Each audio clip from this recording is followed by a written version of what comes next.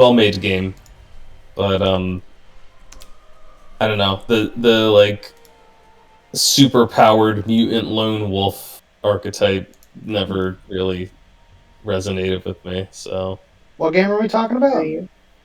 The Witcher, the Wild Hunt, I suppose. Ah, but just Witcher in general, kind of. I can understand that. The manly lone wolf figure. It is a stereotype. Yeah.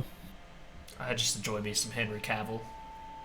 He is just so gorgeous. Oh no, he is a great. Henry Cavill is a fucking great dude. I love some fucking Henry Cavill. He is like, so real fucking story.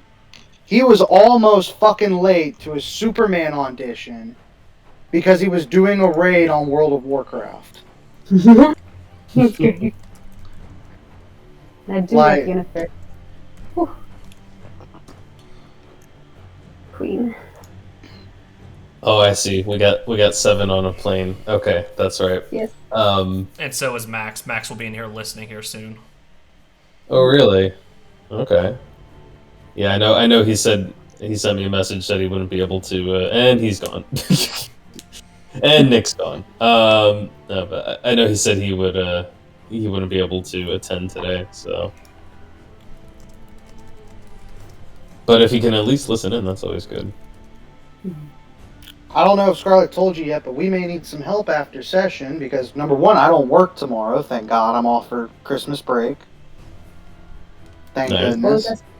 But we might need help because me and Scarlett are looking to possibly build a PC for gaming purposes. I forgot. We have no fucking idea how to do any of that. You guys have like good PCs, don't you? Yeah. Well, I mean, I've got a pre-built laptop, but I mean, I know how to build a PC. Yeah, I built mine last year during like the worst possible time to try and build a PC. I can't imagine it's much better now, but that was my first time doing it, and it wasn't too bad, and it mostly works as intended. So it's kind of like, I don't know, it's kind of like building something from Legos. Like, you're really just attaching the bricks together and then it's all done. It's not too terribly complicated. I suppose people who know more about what they're doing would probably beg to differ and say like, oh no, you have to think very carefully about your parts and the, you know, compatibility between them all. Obviously you have to get compatible parts, but yeah, it's not too bad. It's definitely doable. Because I want a good damn gaming computer, because I don't have a gaming computer. And I'd rather not, and I know I'm not going to be able to buy a fucking PS5 anytime soon. Yeah. So. Yeah, I mean, you can make a pretty good PC, a good gaming PC with last model graphic cards. Because like I've got a 2070 in my laptop, and I can play almost every game on high and or ultra. Now what about the Baldur's Gate game? What do you have to put that on? I will load that up after this and let you know. I'm pretty sure it's on high as well. But I mean, I was just playing Halo on high with it. Damn.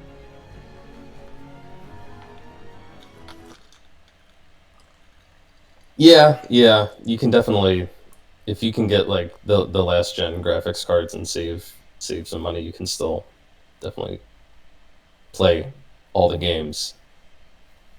And high settings are pretty good. I feel like if you have triple monitor setup.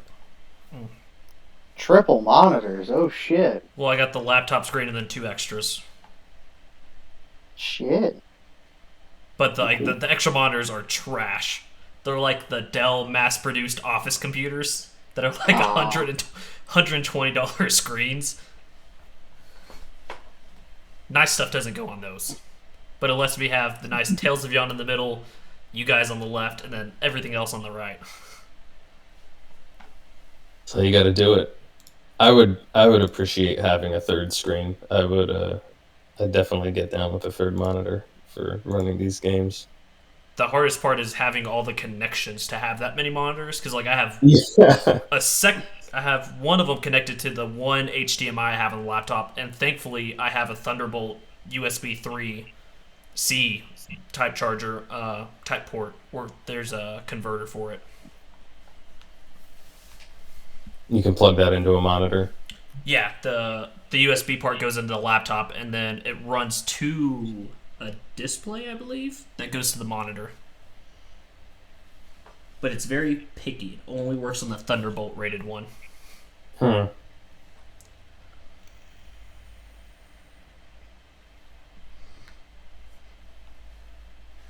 Yeah.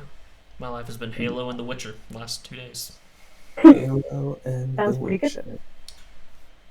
Toss a coin to your Witcher. No spoilers. I'm only on like episode 2 or 3. I know. Yep. Disappointing. I'm sorry. I'm sorry. I fell asleep. I binged it all in one night. And I was basically... I had mentioned something about Discard, so I just started basically live tweeting the show to Scar, and I've hyped it up a lot. So excited. I'm sorry, but then I also today just got the brand new Critical Role novel, Kith and Kin. So I'm very excited to read that. It looks good. You got this, Mark. Third time's a try. Yeah, come on, Mark. You can make Let's it. go, Mark. Come on, you can we do got it. Bud. picture. Woo-hoo. No, we can't. Because I put it on push to talk again. Oh, there we go. You know what it was? It was so GeForce Continue has errors about their FPS overlay to see like I started overclocking my computer and doing that, and I turned off a bunch of shit on startup up, and some of the stuff that I turned down to try to figure out the problem were stuff that needed to start up for like this shit to come through. Yay for remembering what you do and understanding what I was trying to do when I fixed it. I'm like, oh yeah, flip some switchback. What part of Pennsylvania? I know. I think Anthony said like up in Bucks, right? Yeah. So my relatives live in Newtown, which I'm actually not sure what county that is. It's in the vicinity of Bucks County. I don't know if it's a little north. I guess it's maybe a little north of that. Kind of around Trenton-ish area, about like 15 minutes from Trenton. And most of my family is like within an hour of that sort of general radius, somewhere near Philadelphia or across the Delaware and New Jersey, or just like in that part of the world. So I get to go north. I get to have some properly cold weather for Christmas, instead of this like warm, muggy Florida Christmas. And yeah, just hang out a couple of days. Nice. I'll be back in time for this game next week, though. I'll be back. I've made sure specifically that my flights line up to get me back to run this game. So, Aw, aren't we special? barring some freak weather event. I changed I my see. flights too, so now I don't have to worry. But I think we've got everyone we're gonna have for the night, and if we manage to pick up, oh shit, Max is here. I hope he's having to Listen. sit next to a person breastfeeding a cat. That's a specific. Oh, did you not hear that news story? That was a thing like a week and a half or 2 weeks ago. Some woman got busted breastfeeding a cat on a plane. All right.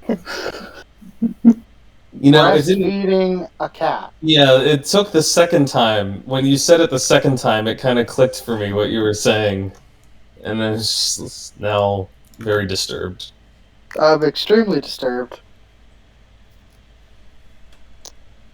Very disturbed. I'm gonna try to get that image out of my head and start running this game.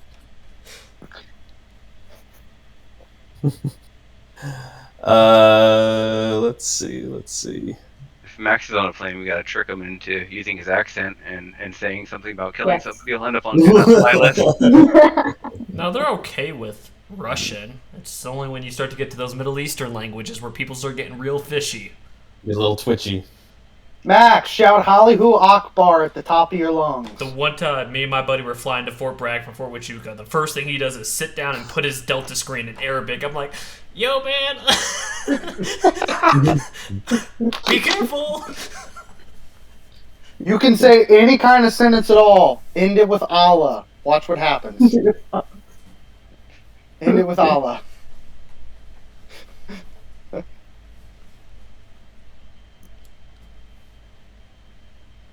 Well, here we are, back on the map. I know we left off with a very dramatic cliffhanger last week, as Seven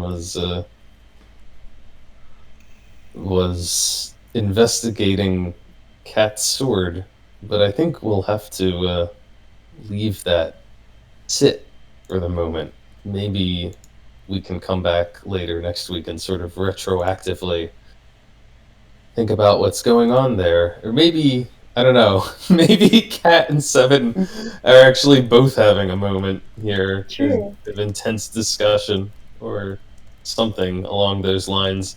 But it's clear that when Seven goes to read the sword, that something very unexpected is happening. And maybe he and Kat need a little bit of time to discuss that, and they leave the remainder of you to your mission. There had been some debate last week about the next best course of action, and ultimately the group had opted to head south, I believe, in the general direction of Windhold. Although the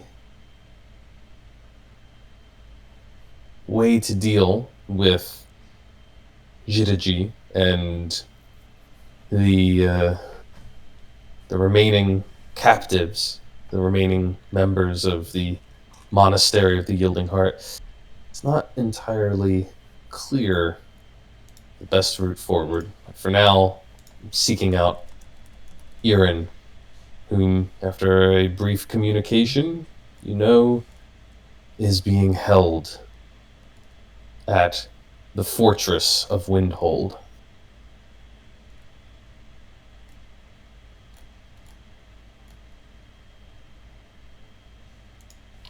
Are we still currently inside of the... Oh, go ahead. I'm sorry.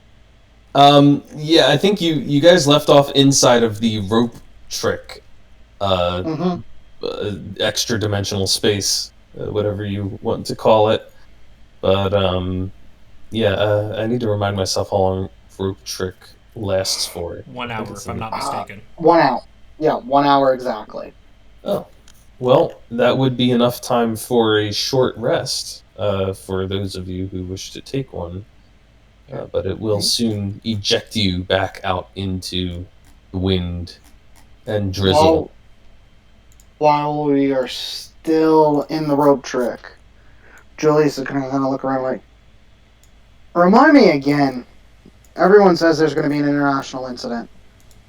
Who exactly is going to declare war or be an international incident if something happens? Do we know? Well, I Let's see how imagine... good... I was going to say, let's see how good Ryland's notes are. Oh, whoa. Where's... I gotta get my notebook. Pause for dramatic effect. Ryland's still on dial-up. No, yeah.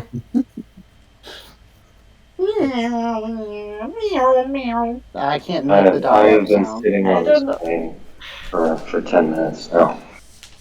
Oh, why are you dying?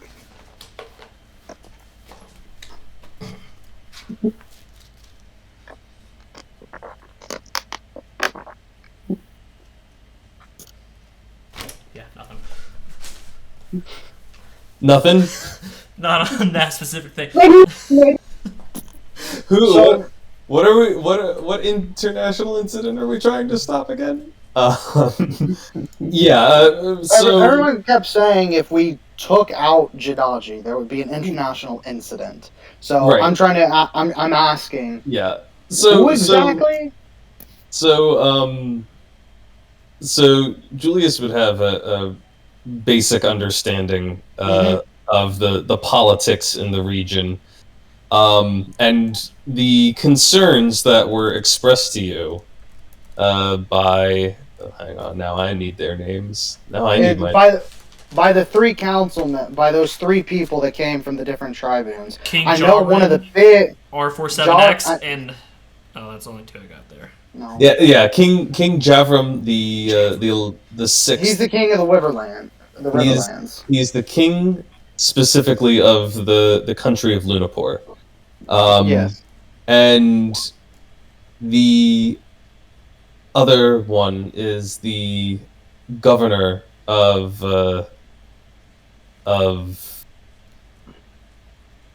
Za province, and her name is Za Sendin. Sendin of Za province of the Kingdom of the Four Winds, and then there was someone from the Zantam Empire that came. Right. Diplomat So from. what these two individuals, King Javram and Governor Sendin, expressed was that their two respective regions that they rule over border each other, and not only is it the border between their regions, it's the border between the entire empire of the Four Winds and a larger collective of kingdoms called the River Kingdoms Alliance. So the concern that they had is these warforged, who are supposed to be soldiers, troops of the Empire of the Four Winds, have crossed the border and led an attack within the border of Lunapur. And neither King Javram nor Sendin actually want to end up at war with each other because they're concerned that basically their kingdoms, their provinces will be the battleground between two much larger forces. So between the entire empire and the entire River Kingdoms Alliance, it's all going to end up playing out on their turf, and neither of them really want that. So they're trying to resolve this entire situation as quietly as they can, so that neither of the greater powers that be basically can use this as an excuse. They're already To declare spoiling. open war. Right. They're just looking for the spark that will set the tinder, and these two sides are basically trying to keep this as quiet and as sort of as non-confrontational as possible to prevent the whole thing from blowing up into all-out war. Okay, And that's all I so- gotta say about that. That's very well explained, Rabbit. So, from Julius's knowledge, being a member of the Four Winds, Right. and with his father having the background that he does, hmm what do I know about what they do? I know one thing they do, but if they cannot, in a manner of speaking, reprogram the Warforged, what do they do with AWOL Warforged? The Empire at large doesn't really officially acknowledge the existence of AWOL Warforged, but you would know, being a citizen of it and knowing some of the realities of it, they have a tendency to hunt them down, and They have- what happens to them from there is less clear. But the Empire goes after them and does not sit on that if they know that there are Warforged who have erroneously abandoned their duties. So basically, this is a needless situation of, if the Warforged stay and don't get dealt with, the Riverlands declare war, If the warforged are gotten rid of, possibility the Four Winds declare war. Right. So Got you. hence they're saying we want to try and bring in this group of third-party people who are not tied to either the River Kingdoms or the Empire directly, and see if we can't have them resolve this quietly. And the third member of that meeting, the one who's from the Xantam Empire, he is, just as a reminder, Viator. Got it. He was acting. He is a retired diplomat, and he was simply acting in an unofficial capacity to try and help these two sides reach a peaceful arrangement. Gotcha. So, knowing all the information that Julius does, Julius is going to kind of look at everyone. Look, we don't have all the facts on the table of what we're dealing with. So I think we should start with getting all the facts on the table. That's a Yeah. fine view to take. Let's not rush to battle and tip the sides one way or another. No, not necessarily. So with that being said, I would be a damn fool to think after what happened to me didn't happen again, or couldn't have happened again. So here's what I'm going to lay on the table. Sindin wanted to pull me aside to have a little private conversation. And she made it abundantly clear to me that the Four Winds do not want Jidaji to make it out of the pass alive. They want him gone. Is that why you've been really adamant about taking him out? I've been adamant about it because it was what I was being paid for. It's what I'm supposed to do. I'm a bounty hunter. What affirmed my actions is all that he's been doing since we found out about him. All this cruelty and everything that he's been proposing. Now, I'm not a murderer, but the actions that he's been doing is straight up murder. I don't take kindly to that. Most of the bounties I bring in alive. Very rarely do I bring them dead unless I don't have a choice. And I don't know if I have one on this one. So far, he doesn't exactly sound like the other warforged we've come across that are awakening. So that's the little tidbit. Oh, sorry. Go ahead. I was saying, he seems like he's still very much what you consider a warforged to be like. Even though they say he has some like out there ideas, I don't know. He's a weird one. These things are meant for battle. That's their whole purpose in life. They were built to fight. That's all they're brought into this world knowing. I know this because my father happens to be not a manufacturer, but helps with the process of building them. He's a trader and merchant that deals in serpent oil. The thing that helps these warforged be built. Mm-hmm. Now, I don't know if anyone else had any kind of private conversations with their people or not. But that's all the information I've got. So there's everything that I know laid out on the table. Seven wrote you a message. Got it. I'm looking at it. Let me respond.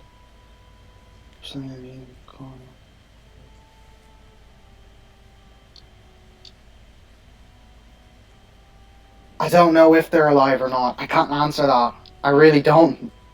I don't know much about the Warforged. I know my father helped build them. I know we procured supplies for them to be built.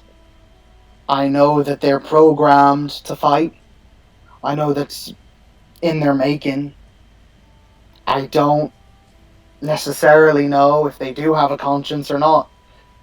The possibility's out there, but I don't know much about it at all, honestly.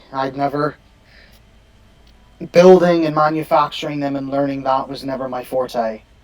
I never wanted to be occupied with the Warforged. I was more about sailing the ships, being on the ocean front, and doing the trade routes and everything like that. That's where I was.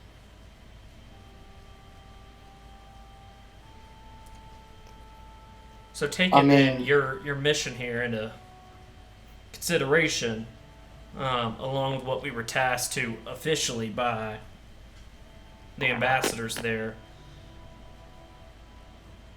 we have to make the Empire of the Four Winds believe Jidaji's dead. If we're not going to kill him. That's the question. Do we keep him alive, or if we do, is he going to do this again? I don't think we should kill him. I think that would be a conversation we have with Jidaji when we come to the meeting about his motivations. Mm-hmm.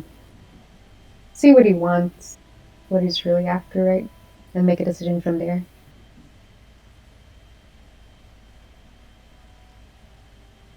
Well, that sounds like a plan. Mm-hmm. As for me, the Xantum Empire would much rather be sending our forces into the fields and the orchards than watching our, workers die at the hands of some soulless automatons. So, I was sent to do what I do best, be a gracious host and spectacular event planner. Because maybe if these guys just want to be left alone, we can reason with someone somewhere that has land that they can resettle upon and they can be together. And I know that's a long shot, but There's one of the biggest problems I have is the Four Winds have got a lot of resources under their belts, and I don't doubt Satan's got some. They could scry on him, and if they find out he's alive, then what do we tell them? If we tell them we killed him, and they scry on him and find out he's alive, how do we deal with that? Then we have the Empire on our tail. Now, I, for one, am fine with being on a pirate ship and sailing out to sea and being on sea for a long period of time. But that also means we'd be wanted fugitives in the Empire and we couldn't step foot. Another long shot might be if Jidaji would agree to it. I might could hide him for a little while. We're well, kind of special in hiding people. I don't think we can actually be officially wanted by the Empire because they would have to acknowledge they have warforged going rogue. That's true. Well, then we'd be hunted by them in secret. Still couldn't step foot inside the Empire.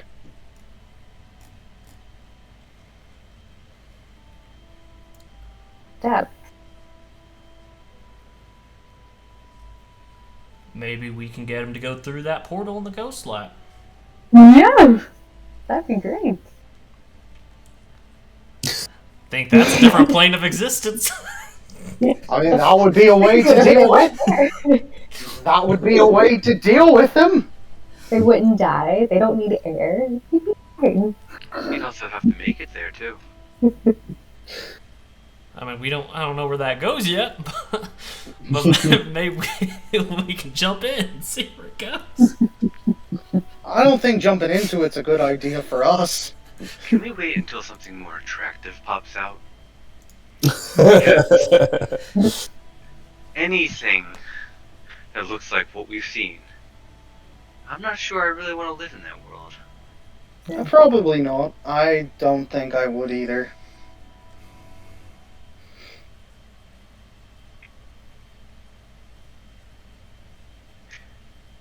The smell of sulfur grows tedious after a while, believe me.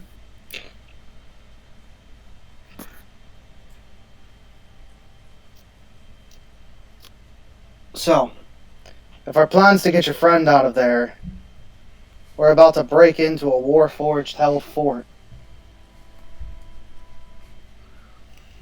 How are we gonna do that? I'm assuming they got more numbers there than here. Well, he mentioned that secret entrance on the west side of the mountain leading into it. So at least we don't have to knock on a front door. Yeah. Do you know how to get there from here? He's just gonna like look backward. I reckon that's that tall mountain over there. I meant more the secret entrance, not where it is. We got a map that shows us where it is. Oh, well, I don't know about that. I don't have an exact pinpoint location, but if not me, you have proven yourself pretty useful in the wild, looking for things. I know a little bit about it. Enough to get me by, barely. I've never had to find a secret cave before. Well, if you remember, whenever we talked to the Minotaur troops, they brought in animals to dig it, if I'm not mistaken. So it should be fairly big. I don't think it's going to be looking for a straw or a needle in a haystack, as they say. I almost wish we had the architect from that last village.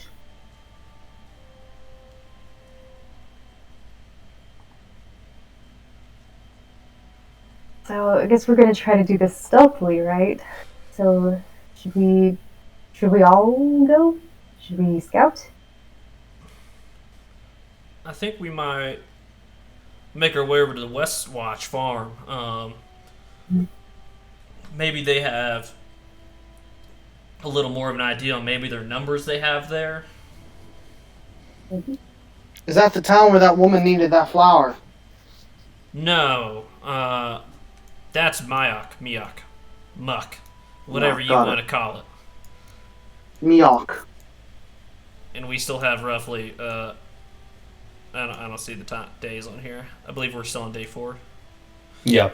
We got a couple more days before that becomes absolutely necessary if we want to save her. I think the sooner we can save her, the better. I think the only way we're getting to Myuk, though, is through Windhold. It's probably right, so on the way to Windhold, why don't we look for the flower?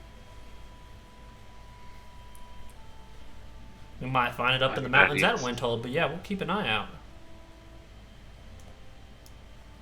Looking at the map, it doesn't look like we're going to hit too many mountains on the way there, so we'll probably have to go a little bit out of our way.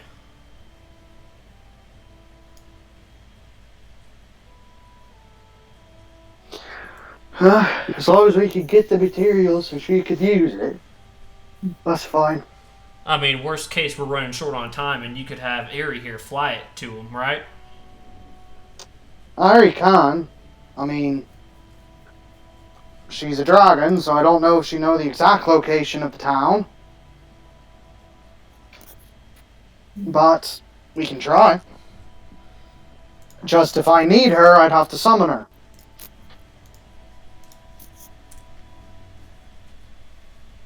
It would help, though, if she could just drop it off.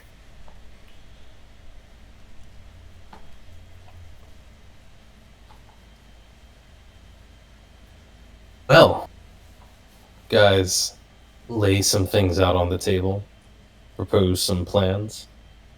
Eventually, that hour ticks by, jacks you out of the rope trick and back out into the rain. At that point, are you ready to get going, or are you intending to hang around outside of this monastery? Well, we need to give what's their faces here, 011 and 012, the message to forward on to Jidaji. Oh, that's right. What? How many days do you guys think we should give ourselves to get this Thunderbolt and get everything set up to meet Jidaji? How long would it take us to get to Windhold from here? Roughly, knowing the map and the terrain and everything like that. Well, Assuming the storm doesn't come our way. Yeah, as the crow flies, it's only about 12 miles from here to Windhold. The entire pass is something that could easily be, you could easily get from one side of it to another in a day under normal circumstances if you stick to the roads and don't have bad weather. But if you do stick to the road and kind of follow it along, you're looking at something more like a 25, 26 mile journey. Of course, if you choose to cut overland, you might be able to make a bit of a shortcut. And that's just if you're sticking to the lowlands between mountains. So what's the plan? Are we going to take the long way, or are we going to take the short way? Well, if we stop by Westwatch Farm, we'd probably stick on the road to that point and then cut straight over to the mountain, start looking for this entrance. All right. Looks like the farm it is. But so, what do you guys think in terms of setting this meeting? Well, 12 miles can easily be traversed in a day. That's just a straight Yeah. shot that ignores any terrain or anything like that. So Gotcha. So, if we take the way towards West March, that's about 20-ish miles. And that would be about, what, 2 days? 3 days, assuming it's that walk, no bad weather? Because I forget the mile coverage you can cover in a day. on the roads, at a normal pace, it's 3 miles an hour. So 3 an hour, so 3, 6, 9, 12. if you had no interruptions and a simple, straightforward day of marching, you could theoretically reach Windhold by road in basically an entire day, one day worth of travel. I'd give us, like, I don't know, a day or two? Maybe 2 just in case. Longer one just in case. Well, I don't be planning on booking a room here at Windhold, but chances are we get snagged up in something. Mm-hmm. As seems to happen. It's probably a little better than not. I was thinking maybe 3 days. That's fine. Well, we're going to tell him we have to meet us and we have the Thunderbolts in 3 days? Yes. You don't think he'll send word immediately to Windhold? Well, he doesn't know they have it. Otherwise, he would have it. I thought he knew they had it. Wait, he does have it, doesn't he? Windhold has it, but Jidaji doesn't know where it's at. He's questioning the prisoners. We don't know what he's questioning them about, though. Do we? So, in that case, he may have the Thunderbolt, but Aaron's the one with the answers. And he's at Windhold. And in that scenario, I imagine Jidaji would be where Aaron's at. So either they don't know, or what? He may have just been captured recently.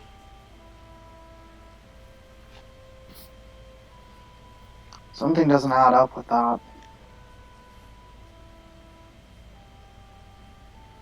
If Aaron's the one we're looking for, why would he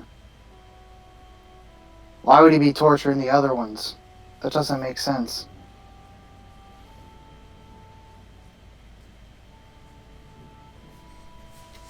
Yeah, let me check my sending message one more time, make sure exactly what was said.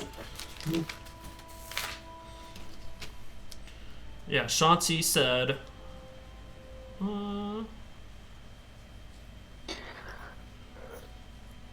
he wants Aaron, please find him. Were the last words she said to me, so either they're not talking to Windhold, or something's happening. This storm may be affecting their ability to communicate. That's probably what it is. That means since the storm's been in Windhold, Aaron got caught. And Jidaji doesn't know yet. Well, I wouldn't necessarily since the storm got there because it's only been there a couple hours. I'm just saying they may not want to send people out while the storm's rolling around in the region. So that means if he has no idea that they have him, we need to get him now. So I say, this is just me talking. I understand we need to probably check out the West Watch farm, which on the map is the secondary site. But I think the pressing matter is to get Aaron out. So I think that needs to be the first priority. Get Aaron out, secure the Thunderbolt. Once we do that, then we can go to the farm and figure out what's going on there. But I think our first objective should be to get that Thunderbolt if Jidaji has no idea that it's there.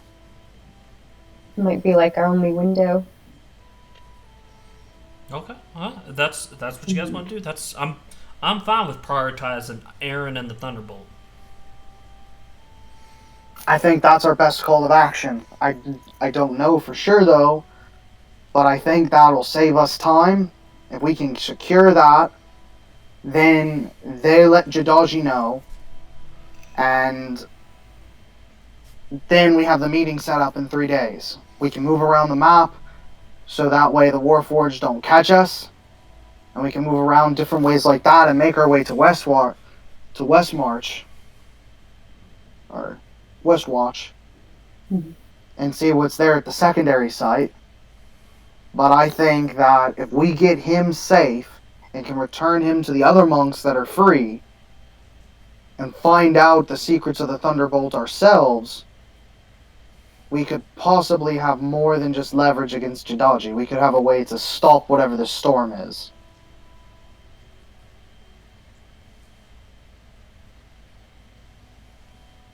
And where should we set up the meeting at? It's got to be on neutral ground. It has to be on neutral ground. It has to be...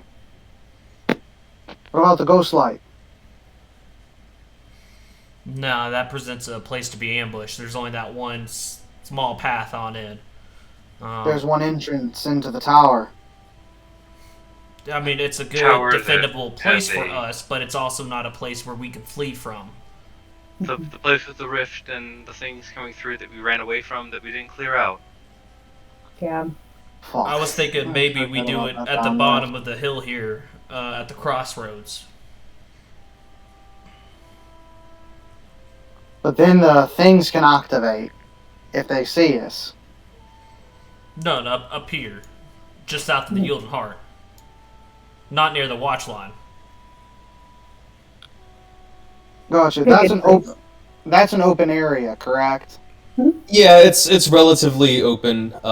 It's, this entire area is still kind of hilly and rolling and covered in a mix of some of the lower areas are kind of swampy and wet, and the higher areas are forested.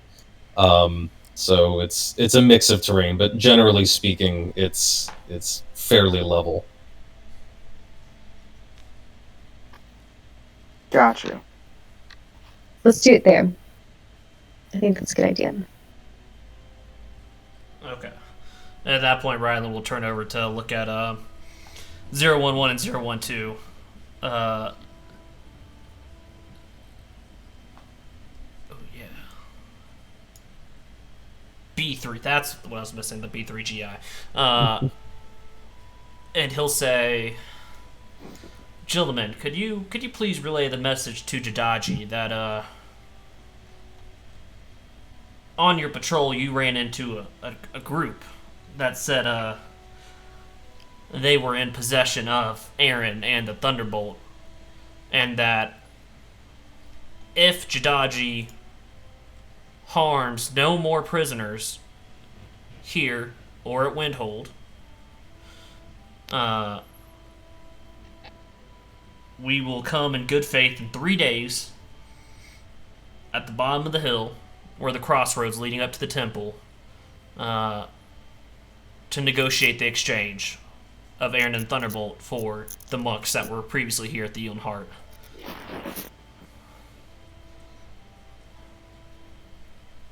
The two warforged will nod, and 011 will say, "I can deliver this message for you, but it is uncertain how Jidaji will respond." Well, I understand. There's a lot of variables, but we're not above destroying whatever this thing is, because rightfully we don't really care about it. It means nothing to us. So if Jidaji wants it, Jidaji's gonna have to show. And if Jidaji attacks us, he'll never get it. Exactly. I see. A sound tactic. Threaten to deny your enemy of resources, especially resources for which he is most desirous. I will relay this to him, and I hope that it has the intended effect. And thank you. Thank you for working with us. He nods.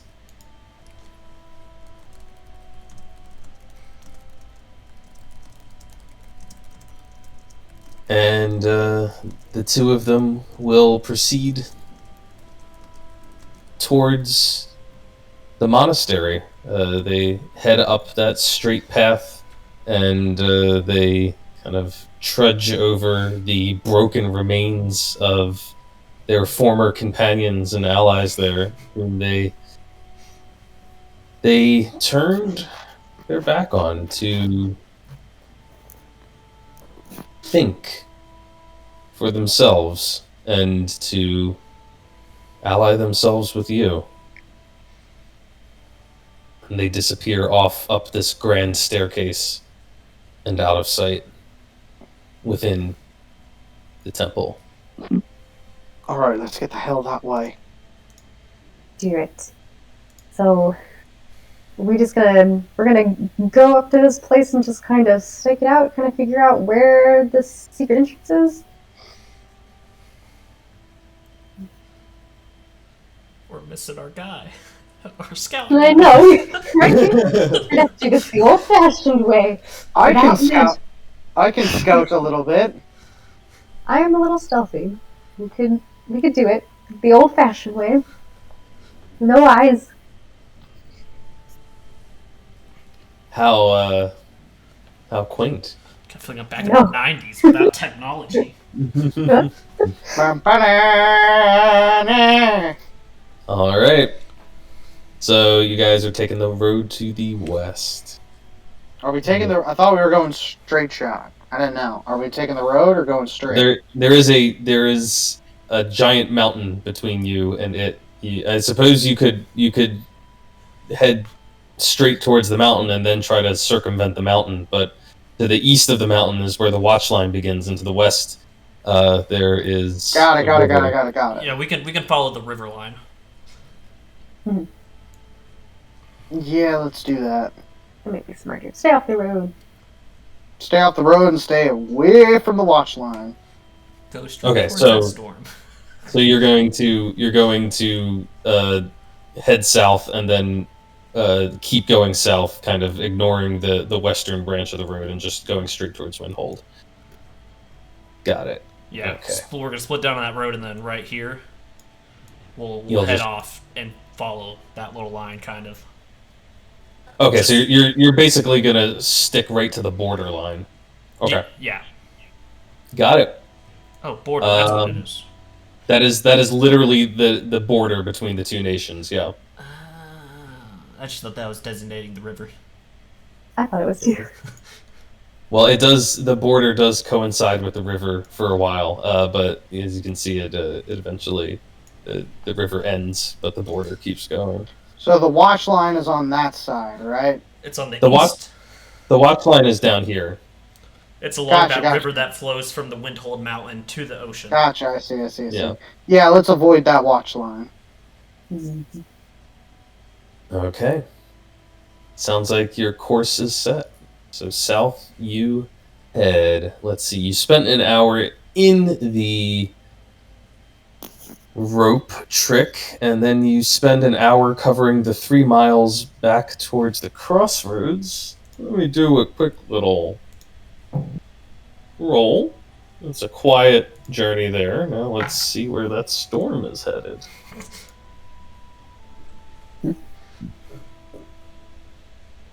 So far, you guys have mostly dodged the storm, or at least been sheltered when it passed overhead. Wow. Should we read into that? It looks like you're going to continue to get lucky, because of the storm seems to be staying put right over the fortress. For the moment. Luck be a lady tonight. However, Uh-oh. let's see.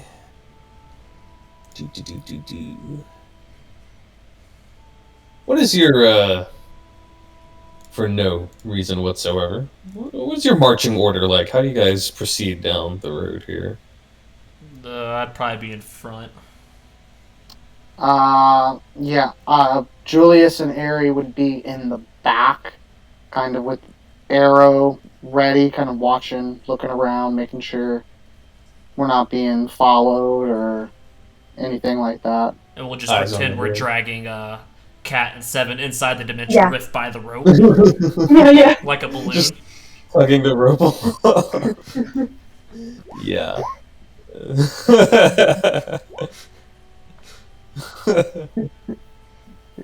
I'm trying to imagine Seven saying "ow" and I just can't do it. Oh!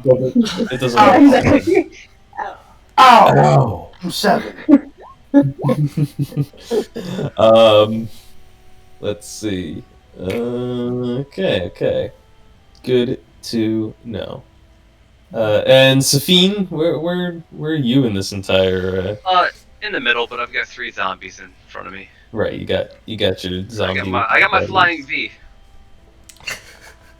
Okay. Fucking Okay. Canadian goose. Fucking goose. Let's He's see. more of a peacock. A peacock flying amongst goose. Yes. Oh, that's such a good. That's definitely Sophine. We've got.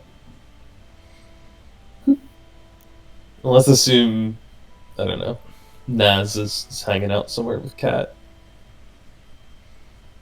Julius is in the rear with Ari. Let's see. Safine's in the middle with her group of friends. Ryland is near the front. And Nimue. Where's Nimue? If I could, I might be behind Ryland and in front of Sophine. Okay, it's kind of second in line. All right. Oh, zombie.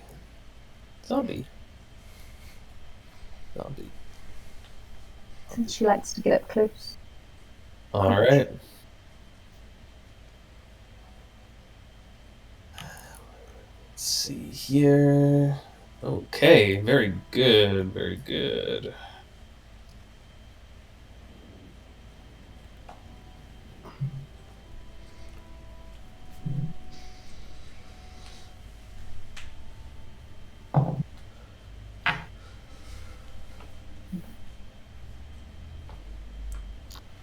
All right.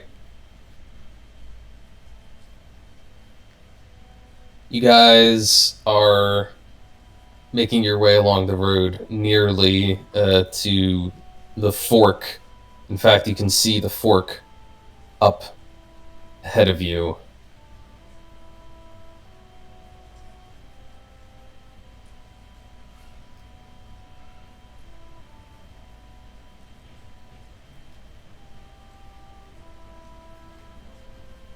When something's gonna happen. Or not. Boy. Yeah. We're not. We're not's good. Definitely not.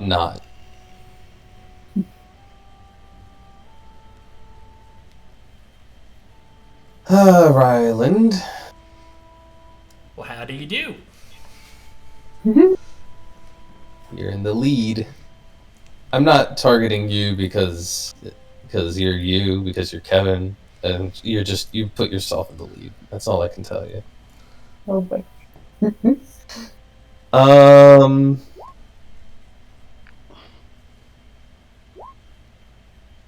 I'm the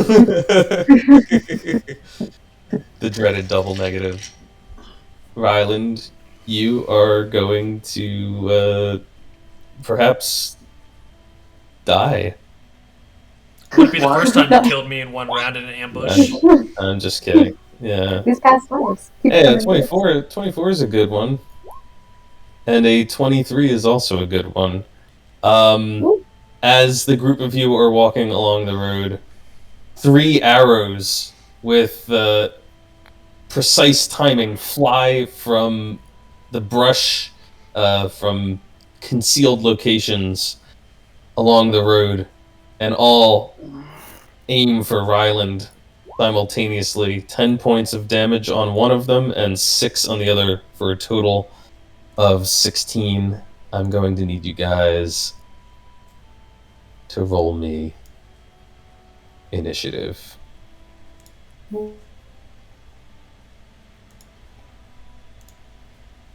Let's do this right. Click on the token. I didn't click my token. Right when you said that. Yeah, I was like, okay, go here. I heard it in the background talk about it, but I was like trying to focus on the same idea. You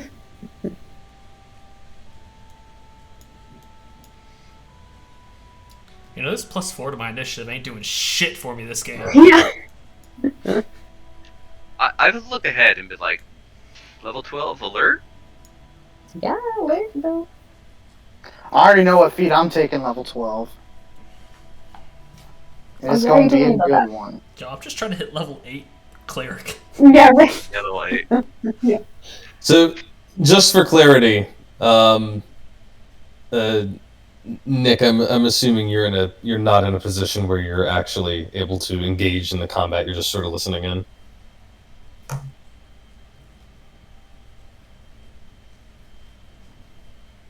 I'm going to assume from the silence that's probably going to be a yes. He is typing.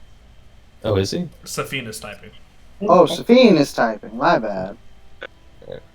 I didn't want to talk over people. Yeah, No, you with magical secrets, I'm just really planning ahead. Be like, what would be good right here? Because like once I pick it, you can't unpick it. Yeah. Well, as the 3 warforged that have loosed arrows at you have attacked, they have revealed their presence on the map. You can see that one of them stands on a ridge about 15 feet above you. He was the first to take the shot. And there are 2 others, one hiding behind the trunk of a tree. I'm revealing their locations to you, but all of them took their shots and then ducked back down, so they are currently either behind total cover or they've just broken line of sight to you, which I guess is the same thing. They have total cover when you start here. So, the first to act is going to be Mr. Wind.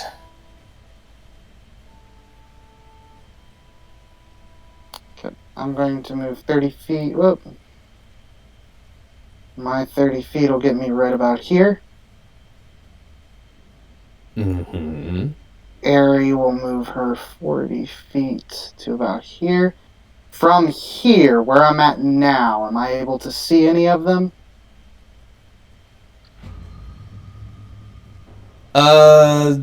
Let's see. From there, you're not really going to have line of sight to the guy up on the ridge.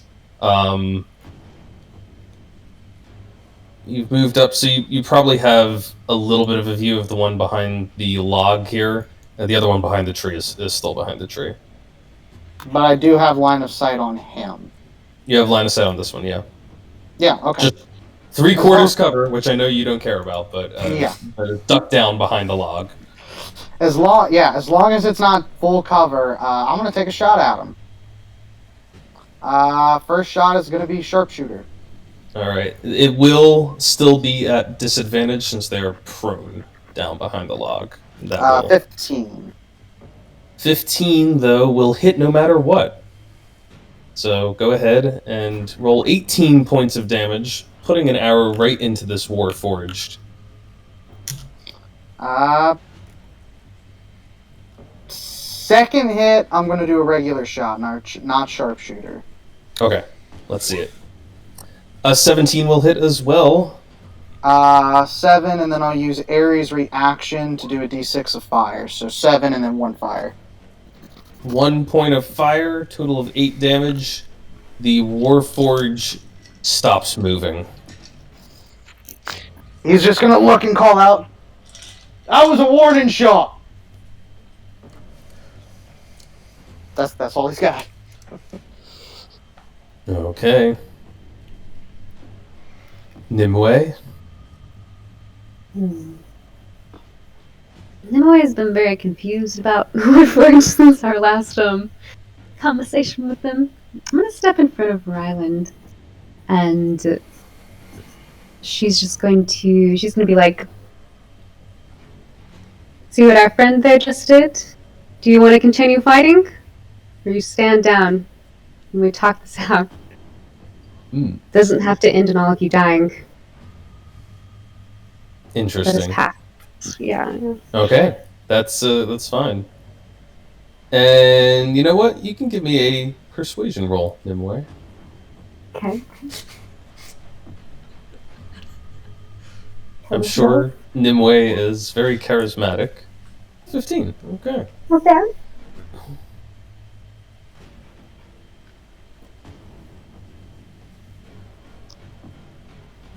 All right. You call that out in the hopes that it may change some minds. Safine, what do you do?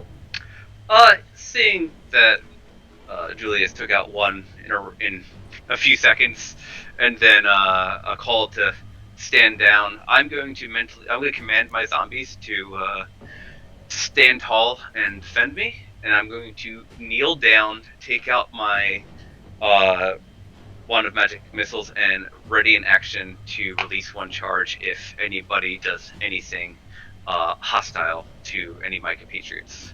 Okay. And to be clear, are you going prone there on the ground, or? I mean, yeah, I guess so. I'm gonna kneel. I'll take the hit. Well, it may actually be advantageous if they're right. If I'm they're giving trying myself to keep buffer. you That's in range. exactly what I'm trying to do. Yeah. Okay. All right. You go prone as you kind of hunker down, pull out your wand, and wait to see what comes next.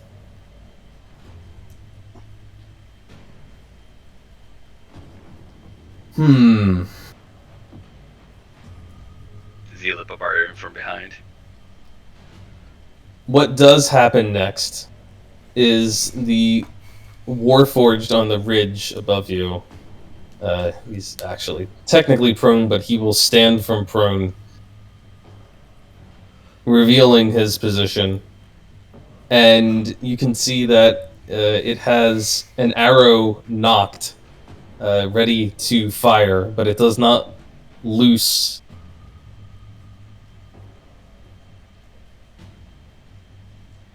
And it is going to call out to you.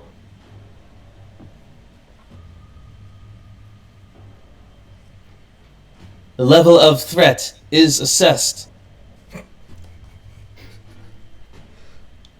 If you do not wish to continue hostilities, step aside off of the road. Our units will pass. You can continue.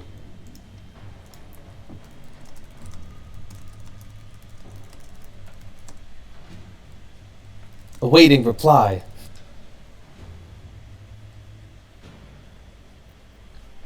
But that will Where- be its turn.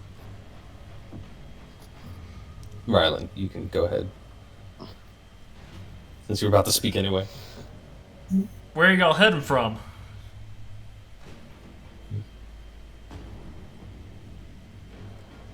The warforged pauses for a moment and says, "Irrelevant. Stand aside if you wish to cease hostilities." Oh, sounds like y'all coming from Windhold.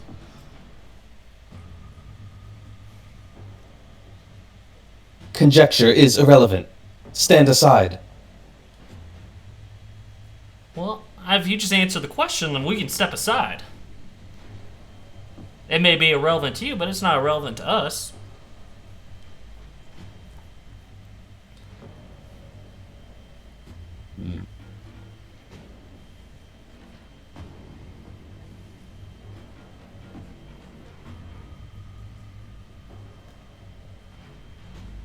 The warforged does not look like it's inclined to answer. Okay. So then what Ryland is going to do... How steep is this little cliff bank right here to my east? This thing? The top is 15 feet, so that section's a bit of a scramble. I'd call it a climb check to get up there. Yeah, okay. What check is that? Acrobatics? Athletics? Athletics. Yeah, sorry. Only it's athletics. There's no such thing as climb in 5th edition. No. Yeah, Ryland, the cliffside is unstable from all of the rain, and as you try to climb up, the chunks of rock are just kind of falling out the loose soil. Oof. Careful, careful. I'll take my step back then. And, as a bonus action, I'm going to summon my... Oh, well, I didn't mean to make the attack with it. I'm going to summon a spiritual weapon right next to him. Alright. I think he's going to perceive that as a hostile action. It's not going Which to roll? attack. I don't care. And I neither don't. does it. It does not see that as ceasing hostilities, so it will trigger its ready to action to shoot, which I think may trigger another ready to action.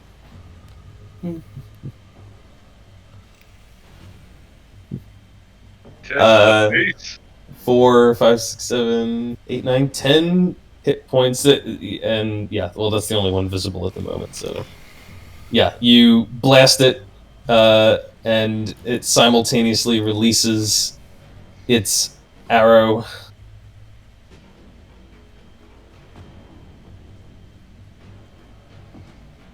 "17 to Ryland. Miss. A miss.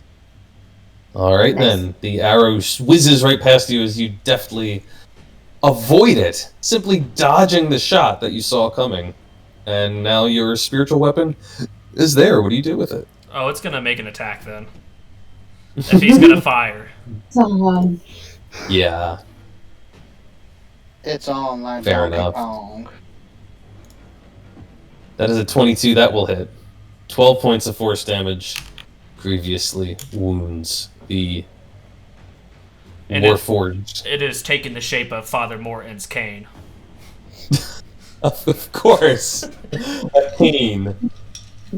I was about to ask. See, there was no need. Where am I gonna find a cane? This'll do.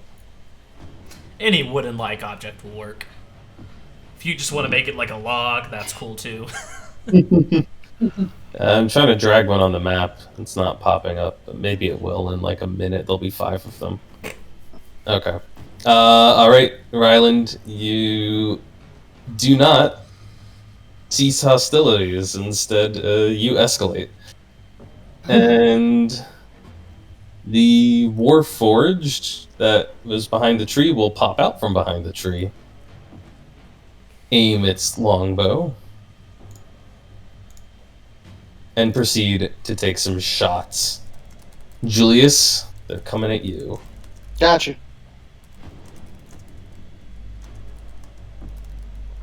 Two shots this time, since it's not using a ready to action. But that is just a 13 to hit you, followed by a 16. Both miss. Both arrows sail past, embed themselves in the zombie if you don't care. And then it ducks back behind the tree and total cover. Okay. It's fine. Let's see. Can I still see him or no? Total cover. No, you can't see him. I'm leaving his token there because you can see, you know where he went. There's like nowhere else he could be, but he's totally behind a tree trunk. I know he can. I'm talking about the one on the ridge. Oh, the one on the yeah, he's standing. You Cool. have a shot on him. Sharpshooter. Yeah, 100%. Sharp shoot away. Also, Julius, what's your passive perception? 18. Okay. Julius, Nimue, Ryland, Safine, it doesn't have a great one, if I remember correctly. But the 3 of you at the front can hear sounds coming from down the path somewhere. It sounds like more footsteps. Heavy, armored footsteps. But Julius, that 25 will hit the one up on the ridge. Is that from behind us or ahead of us? Ahead of you. Can we make out which direction they're coming from? I mean, it sounds as if they're coming along the road. 24. Out of How view many- around the bend. Well, I'm gonna use I'll use Ares reaction to get 2 points of fire damage on that, so it'll be 26 points of damage.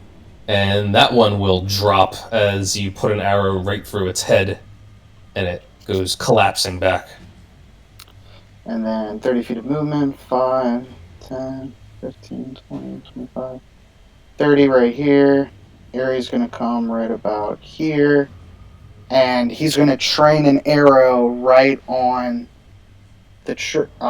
He's gonna train an arrow right on the tree. He can't hold his second attack, I know.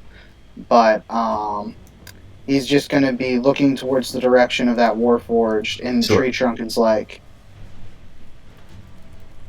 2 down! If you really don't want to get killed, I suggest you stop. Okay. Nimue? Can we hear if they're coming down this this path or the lower one? It sounds like it's coming from the south. It's kind of reverberating off of the cliff sides here. I'm going to have Nimue run down this way, where this guy was behind the log. Mm-hmm. And I might actually, I don't know if this is weird. I'm gonna have her hunker down as well, kind of like how this guy was hiding, Mm-hmm. and draw out her bow, and kind of wait to see when something comes around the bend. Maybe Is she- hold an action to fire. Is she dropping prone too? Yes. Okay. And if she sees something come around the bend, she might fire. All right. Hold the action. Ready to action to fire on something coming around And the bend. She'll kind of shout-ish. I think they're this way. All right. Safine, It is your turn. Okay.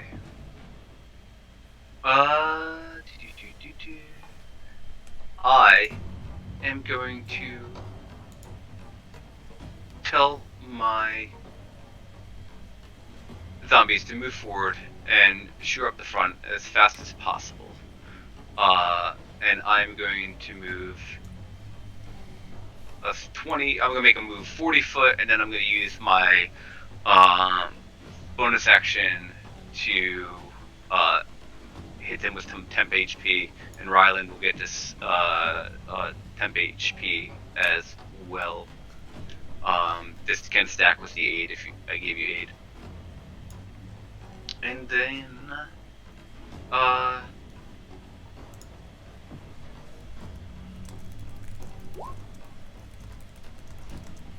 and I'm going to mirror image myself.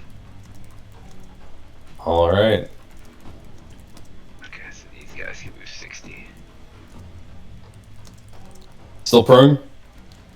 I'm going to get up and move, and I'll be able to move a total of 60 foot, and I'll get all that with somebody.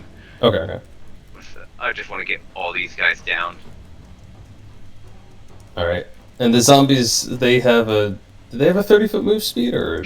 They have 20, but I told them so they use their action for 40 foot, okay. and I'm using my they can use their reaction for another 20 foot. Okay, gotcha. But I have no control over them. If you want to delete them, I'll put my own on, and I'll figure it all out. Control over those? I thought you had control over these. Okay. You can put your own. Well, this warforged is dead. So it is Ryland's turn. Ryland, is there a shorter part of this cliff anywhere?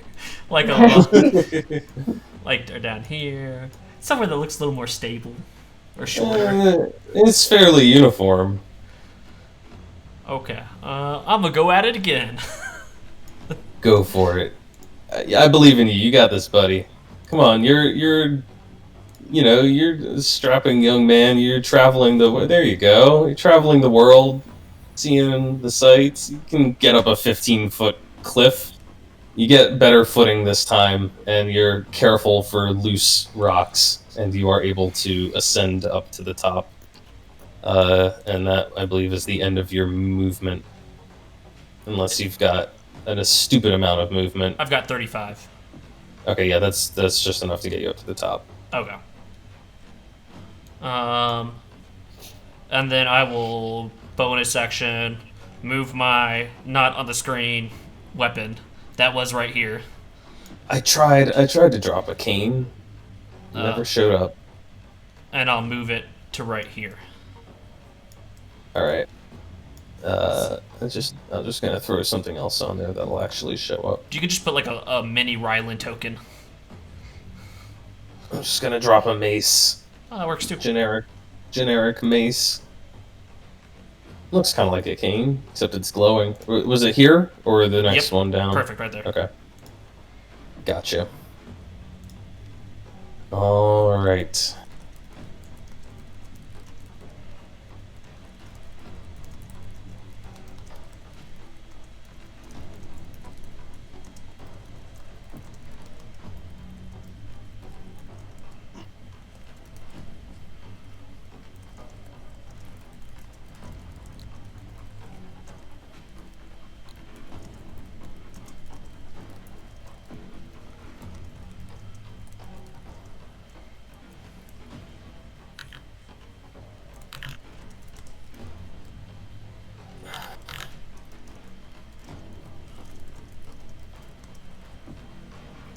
Them in their right spot.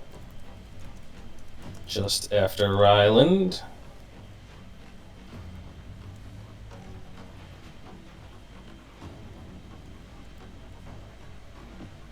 Ryland, as you get up on top of the hill and you're scrambling up there, Nimwe's taking a position, Safine is moving behind cover, getting up on that kind of rise there so she can look down over everything. And Julius is training his bow. You see warforged, more of them advancing around the corner of this ridge. That one here, who comes around the corner, quickly takes in the situation. You see those gestures that you observed them making before, very, very subtle, quick movements, as if gesturing to someone behind them, and then it is going to advance, dashing forward. Okay, quick. Let's see, 60 feet of movement with a dash means this one will put itself right up towards Julius. And Nimue, you do have a ready to action if you see anything coming around the corner. Do you want to take it? Yeah, I'm gonna go ahead and fire at him. Alright, so as it's advancing, you take a shot. Take a shot. Take a shot, a shot, a shot, take a shot. Ooh, these guys are a little bit more heavily armored, though, than the front runners. And... oh, a 16's a hit, actually. Yay! Woo! They're a little more heavily armored and still get You hit. and you still hit them anyway. 11 points of piercing damage he will take. But he does complete his dash to get right up into Julius's face. Oh, And- fuck you! He is not alone either, as you can see more warforged appearing around the corner. There's a second one. Hold on. If she has a held action, can she make both attacks if she has extra attack or no? No, because extra attacks I'll only make on sure. your Thank you. only attacks on your turn. Gotcha. 10-4. And this one is going to dash straight towards Nimue, covering the 60 feet right up to her. And you're going to see that that is not the only one that rounds the corner. Two other warforged are also moving into position, although they are doing so more cautiously. This one advances 30 feet and takes the... oh, you can't see it. It's not on the right layer. This one advances 30 feet to here and takes the dodge action. See, covering itself. And the last one over here is going to do the same thing from a little bit further back. It started a little further away, so it can't quite get up as far. It ends up right here. And also is dodging. And there's one more warforged. Clearly the slowest of the bunch, bringing up the rear. You hear crunching footsteps as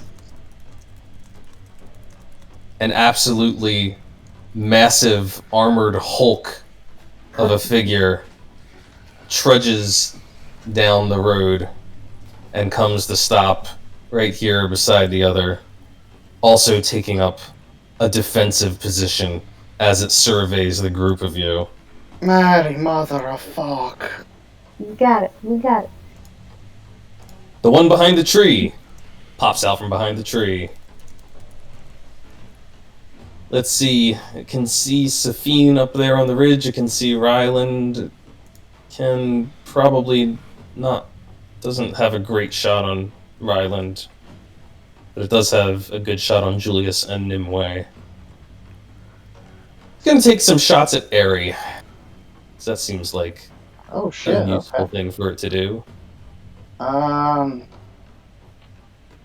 Alright, fire away. 2 shots, an 11 and a 22. The 22 That's gonna hit. will deal 11 points of piercing damage to Airy Cool. as it lands the shot and then rather obnoxiously gets back behind the tree. Okay. Top of the round, Julius. Yeah, I'm kind of in the danger zone, so I'm not gonna disengage, but I'm gonna back up a little bit. So I will let it take an opportunity attack should it desire. Oh, and it surely desires. It swings an arm blade around at you. 17 to hit you. I think it's That a one- miss. No, I think that just hits me. Let me double check my armor. 17. That just hits me. Okay. That hits, and it will deal you 9 points of slashing damage as the blade rakes across you. But Gotcha. you are out of its reach. Gotcha. So 59. Got it. Okay. Next, I'm going to bonus action. Once per day, I can use it without using a spell slot. I'm going to Hunter's Mark his ass. All right. After Hunter's Marking his ass, I'm going to Sharpshooter shot him, since I'm now far enough away to do it without disadvantage. Let's see it. Fuck him.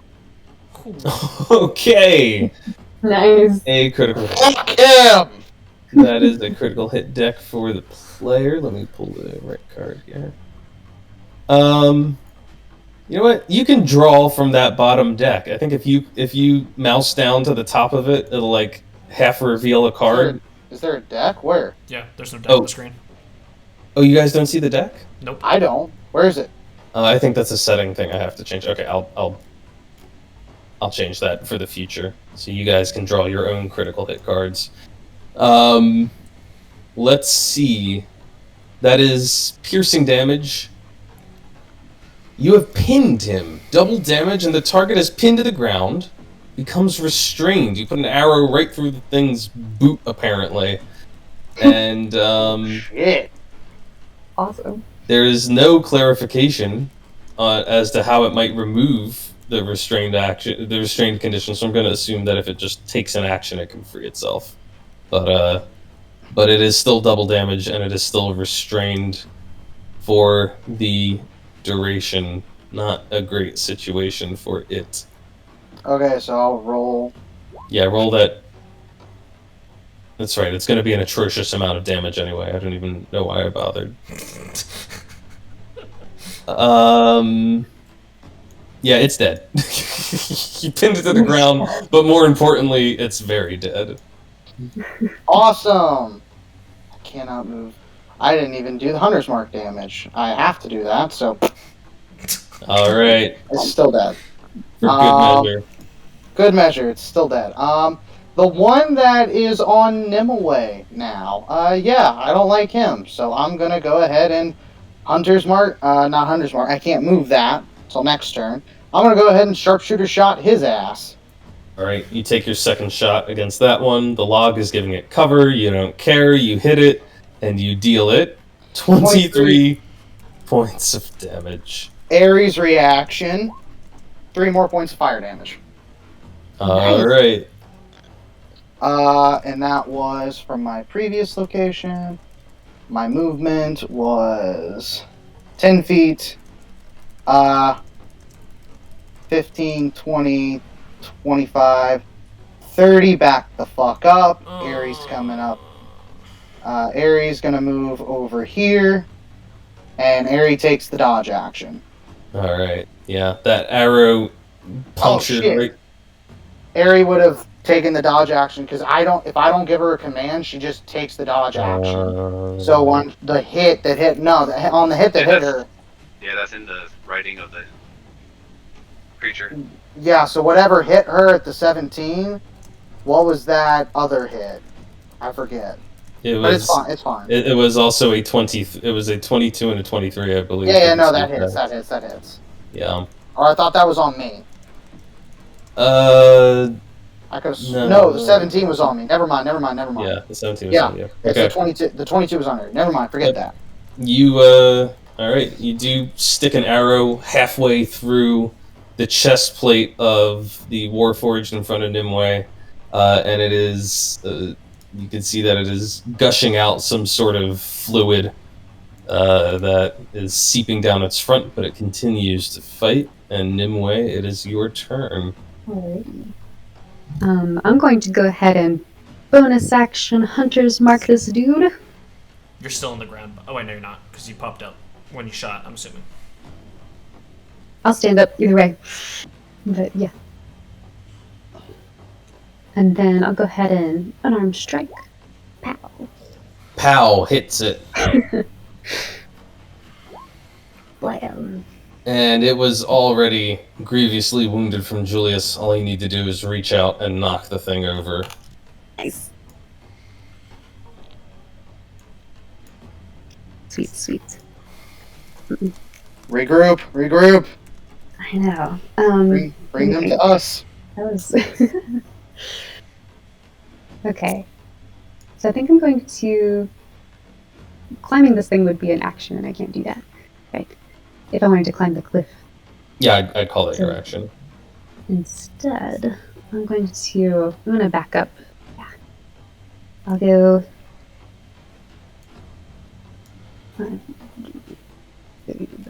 Maybe here-ish. And I will go ahead and move my hunter's mark, I suppose. That's a bonus action to do that. It's a bonus action. Okay, never mind.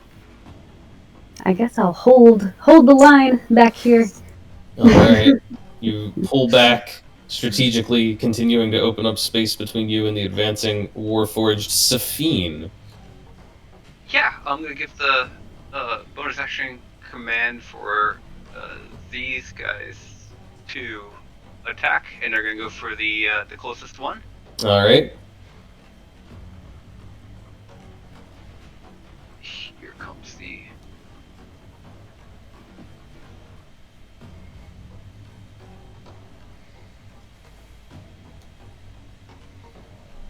Now remember, these guys are all dodging. So... I don't know at all. I don't know what I hit. Did that? Oh, I see. I just rolled that low, and it looked like damage rather than a roll. So the first one is going to be a miss. The second one's going to be a miss, and the third one, because they're at. Well, if you're rolling at a disadvantage on all three of them, so Right. So it'd be. give me one more roll, and we'll call that the second attack with the two rolls there. All right, so that's a miss, and then give me one last pair of rolls for disadvantage from the third zombie. No. I did at disadvantage. It came through. Okay, that also works. All three of the attacks will miss as the thing ducks and weaves away from the zombie limbs, flailing away. The natural one, I should technically see what terrible thing happens to that zombie. It's probably nothing, but it still takes 9 to the face.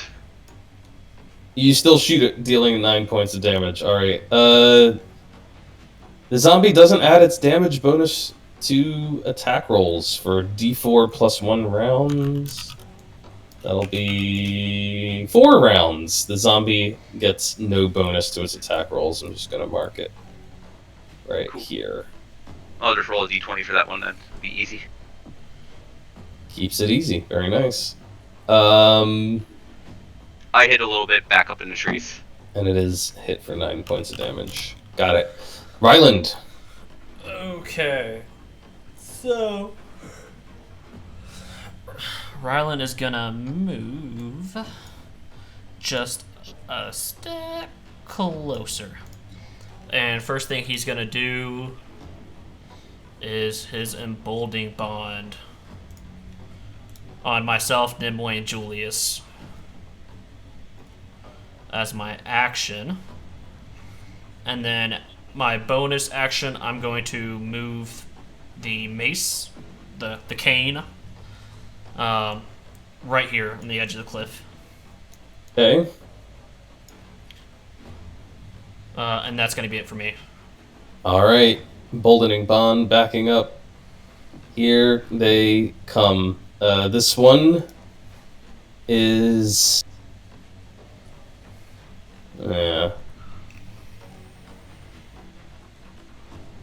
Stupid zombies in the way. This one does not really want to deal with zombies, but it's confronted with zombies. So, with zombies it shall contend.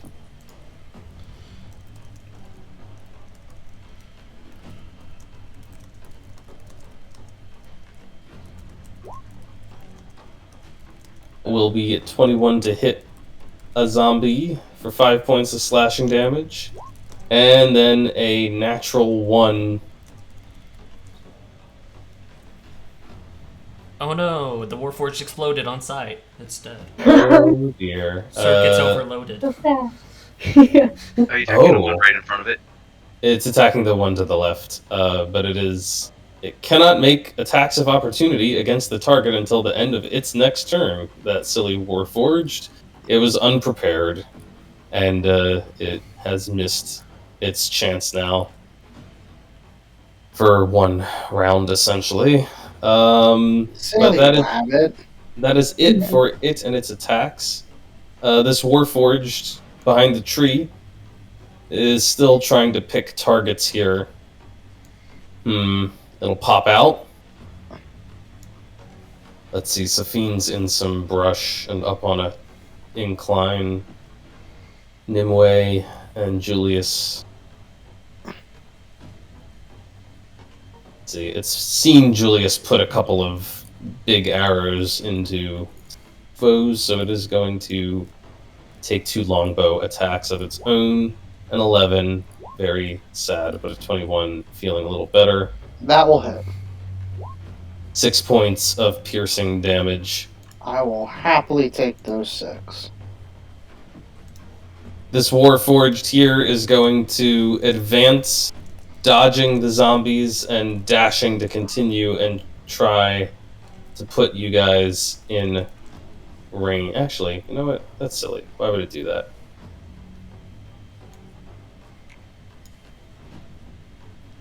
It has javelins.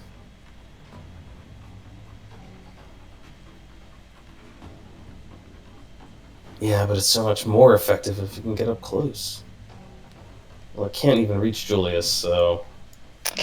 Ain't that a crying shame? It's, It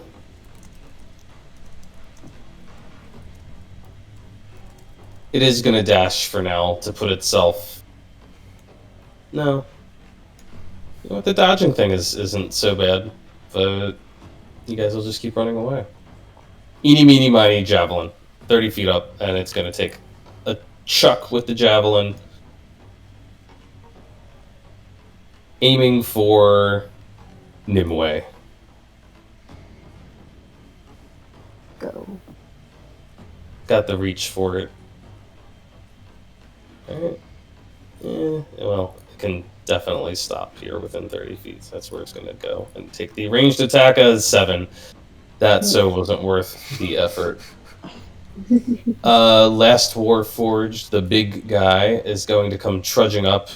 Can't avoid the opportunity attack as he just rushes past here and is dashing up, trying to close the distance as quickly as it can.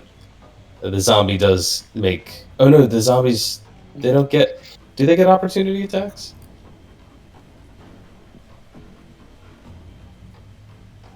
That's great. Yeah. There's no reason it wouldn't. It can take an opportunity attack as he rushes past. Oh, that was the one that has disadvantage. No, it's not the one that has disadvantage. That's not the one, no.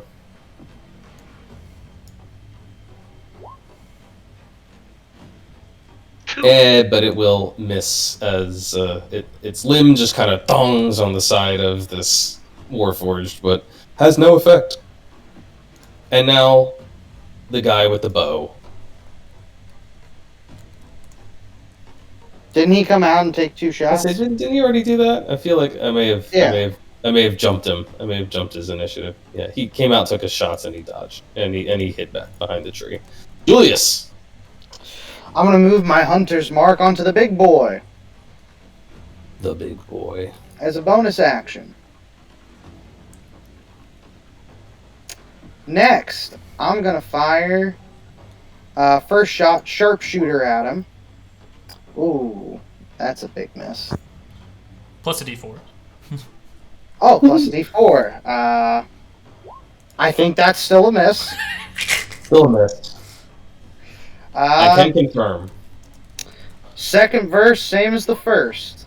That's a fail. That This is... time it's a little bit worse. That time, it's a little bit worse. That is, oh shit, twang! If this attack No. was made with a bow or a No. crossbow, roll a No. d6. Oh shit! No, Oh, please, no. On a 1 through 5, the weapon's damage is reduced by 1d4 until the frayed string is repaired. On a 6, the string snaps, so you got lucky. Woo! That was close. So every time you make an attack, it's going to be minus 1d4 until you, on the damage, to be clear. Minus 1d4 on the damage until you fix that, which I'll say you can do over a short rest. Gotcha. I was gonna say, like, 20, what would that be if it broke? 25, Because on the battlefield, 30. you know, they were able to swap them out pretty fast. It would definitely be at least an action. Yeah, it's a fair point. It is just a bowstring. And you probably have spares. But this is a magic bow, so obviously it takes more time to incorporate the magic of the bow with the string. Yeah. Because that string. I So wonder, the strings. I wonder if the string snap would be better with like a 1d4 about how many, like, for some reason bumbling around with it, like, how many rounds do you... How many rounds would it take to repair it? Yeah. Yeah. Well, this is a much lighter weight punishment than the thing being totally broken. It's just Oh a yeah, little... no, the thing broke and I couldn't fix it, which means I'm fucked. My one Yeah. magic item is down. Alright. Well, you are, Aries gonna move right here. Okay. Okay. Yeah. That's what I got. That's what you got. Nimue? As a bonus action, I'm going to try and do something that I've never done before. Oh. Nimue is going to run her hand along her shoulder across her tattoo and it'll glow. And all of a sudden, tendrils will sprout from it. I'm going to activate the Eldritch Maw. What? What? Yeah! It's of her tattoo! The tattoo has an ability. It's at the bottom. Eldritch Maul. As a bonus action, you can empower the tattoo for 1 minute. Each of your melee attacks with weapon. Oh, wow. Okay. Yeah. I think that might be handy. So More like tendrily. I'm 20 points, so I'll get like right there-ish. And I'm gonna make some attacks. I'm gonna go ahead and... Thank you, Nick. Let's see. It's Cthulhu! So I'm gonna go ahead and use the blood drinking rapier from 15 feet away. Ooh. Not gonna do too great. That will just... 1d4. 1d4 could change the game. Lame. One. That will just scrape off of its heavy plating. I'm gonna do one more. Ooh. Ooh, that one, though, finds a weak point. Let's see here. Critical hit. Let's see. Go ahead and roll. Now you guys are pulling all of the crits. Let's see. Piercing damage. You found an opening. Maximum damage. And you have advantage on attacks against the target for 2d4 plus 2 rounds. That's a huge crit. What the fuck? 2d4 plus 2? Alright, let's see. Nimue! Total of 6 rounds you have advantage on this guy, as I assume the rapier just sort of like pries off a chunk of armor, and you've got an opening. It needs to make a con save! And it also deals, so that attack dealt, let's see, the d8, so 8 plus 3, so total of 11 points of damage, and then the con save.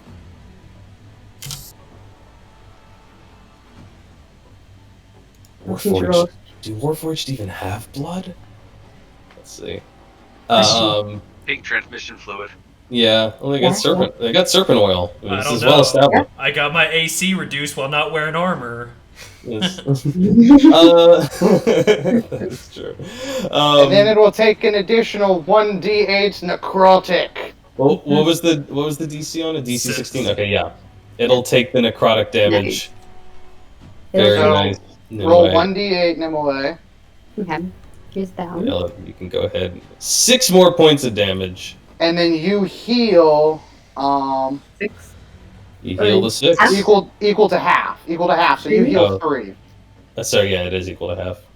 And then he'll take a d6 from the tendrils, right? The tendrils give a d6. So it They says deal an extra d6 force damage, yeah. Oh shit! Roll another d6. and then Alright, let's another also, 4. Don't forget about Colossus Slayer. This is what we made the way to What are be. you, a rogue? All these d6s? Roll a d8. Oh, No, it's a d8 for Colossus. Say 1 more point, okay. That's pretty damn good, though. Yeah, that was awesome. And he healed a little out of it, which is great. Anything else from Nimue? I'm gonna back up a little bit. Does she have like 3 more attacks she's gonna take? You're right. What if I activate Flurry of Blows? I'll stand about there. They'll end my day. Damn, Nimue. wait, what is that? What is that box? I have a feeling it's from Sabine. Oh. But I'm not aware of rectangular areas of effect though. Is it rectangular? Is that 20 by...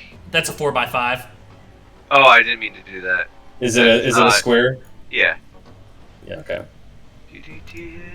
I assume we're about to see the Right. the grasping hands. See if you can hold it in place.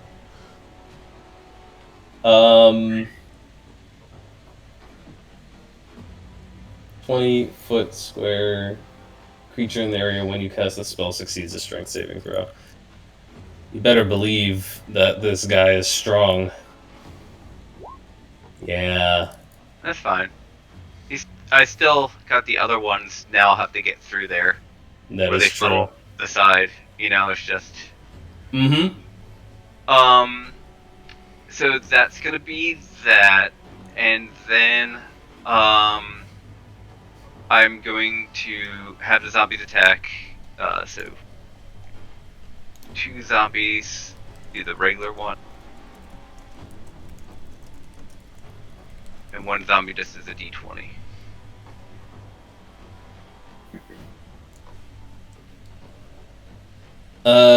Yes, 2 of them will hit. And that'll be a total of 8 points of bludgeoning damage, so this guy's stuck fighting the mob. Okay.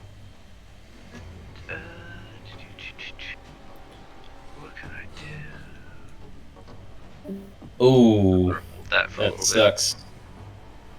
They sat on the plane for this whole time he got off. He's been sitting on the plane on the tarmac. Oh no. bit. Yeah. I'm just gonna move deeper back into there, and I'm not gonna use what's it called? Any more of my bonus actions. Alright, no more bonus actions. Ryland, it's your turn. Okay. Kill him. Rylan is gonna get that familiar glow in his hand as he launches a guiding bolt at I the don't big know, man. guy.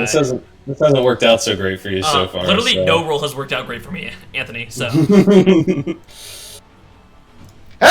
Okay. Hey. You know, last week you guys couldn't roll a single crit. Now you're pulling them every roll. And the crits keep coming, and Let's coming, see. coming, and Jesus Christ, this is a bad one. Is this from the right deck? Yeah, it's from the right deck. Critical hit. It's a magical one, so they're a big deal.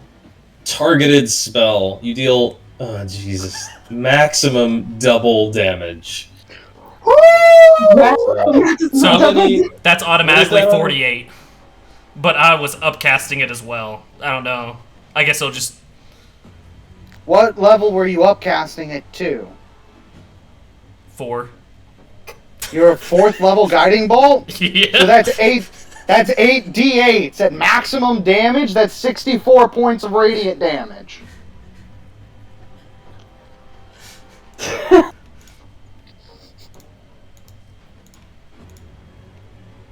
Let me see here.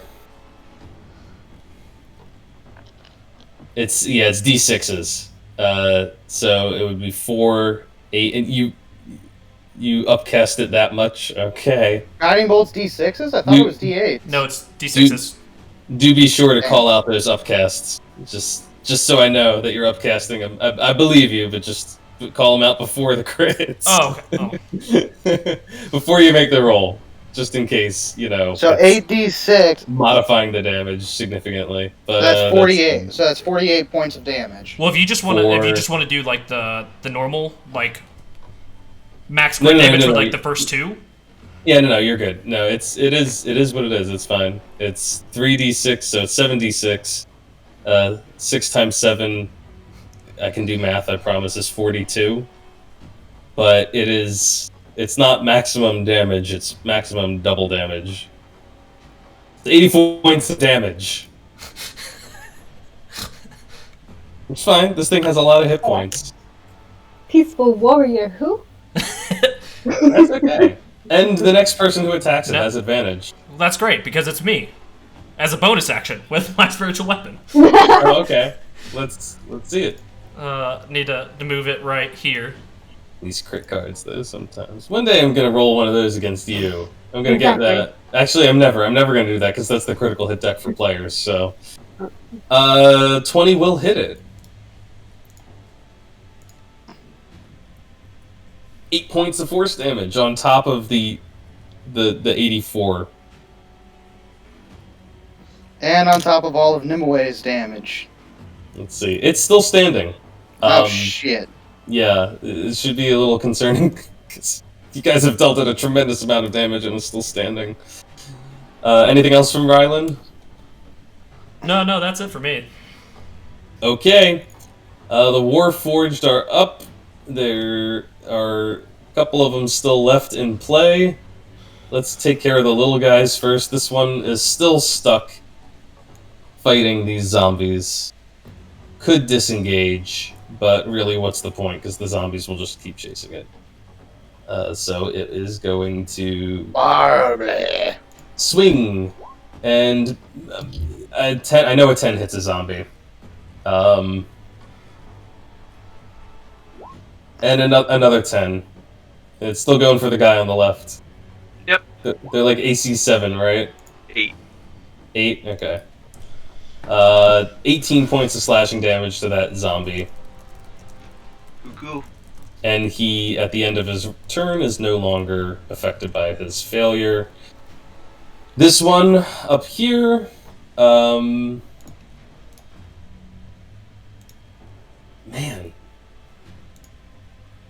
He's gonna try and ascend.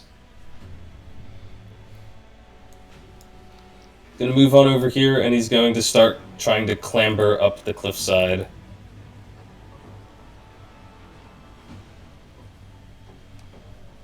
Which he does so easily, putting him right in front of Ryland, but that is his entire turn, just getting there. The big boy passed his save, so he is not ensnared, but he is in difficult terrain.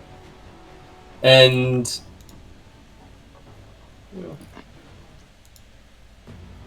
he's going to advance. That's 20 feet for him.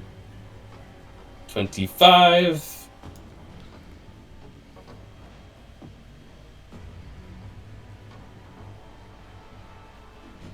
And he is going to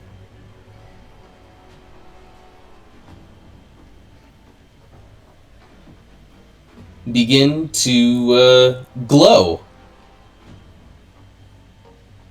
He's going to glow, and you can see little bolts of lightning beginning to arc across his surface. Lightning? Lightning. What? And then he's going to explode. And I believe he is within reach of this lightning burst to hit Airy at 10 feet, Nimue at 10 feet, and since it is a large creature, even Ryland up on that ridge is within reach. The warforged standing just to the south is also in reach. I'm going to need all of you to give me dexterity saving throws, so you don't have too much to worry about. Does that even make sense? Plus 1d4 Nimue. I need to think about my... Good. Are we doing the dex throws? Hang on one second. That doesn't feel right to me. No, yeah, that's what Chain Lightning uses. Yeah, dex save. So does Call Lightning. All the lightning spells use dex saves. Which doesn't seem like it makes sense. How do you dodge lightning? 16. But I know we were having this discussion. Nick was questioning the con saves against the Shockwaves. the shockwave. Yeah. It's always tricky which save you should be targeting with different effects. But apparently lightning targets dex. So Julius not so lucky. Nimue fine. Aries not lucky. Julius is fine. Oh, yes, if you say so. Aerie is unlucky. Do I need to give a dexterity save? Or no? Sorry, Julius, you're not even nearby. Sorry. It's the wrong sheet. Where's my boy? There he is. It's a big burst. It's a real big burst. Wait, did I fail or pass it? You rolled a d4 on top of that? Yeah, so it was 16. Okay. You passed. Nimue passed. Aerie failed. Those of you who passed will take half of the following damage as this thing explodes in lightning. Aerie, who failed, will take the full 29 points of lightning damage. Those of you who passed... Aerie is still up, but definitely weak. Alright. That is going to be... Damn, if only she had been a lightning dragon right now.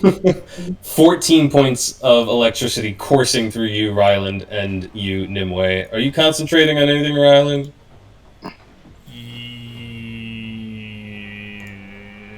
Not your weapon, I know that, but I don't know if any of your other stuff requires it.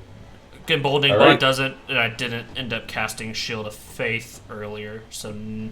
Okay. Alright, you are good then. This Warforged, who has been popping in and out of cover, will continue to pop. He just has line of sight on you guys way out there. But he's got a longbow, so he's fine. And he's going to take a shot on...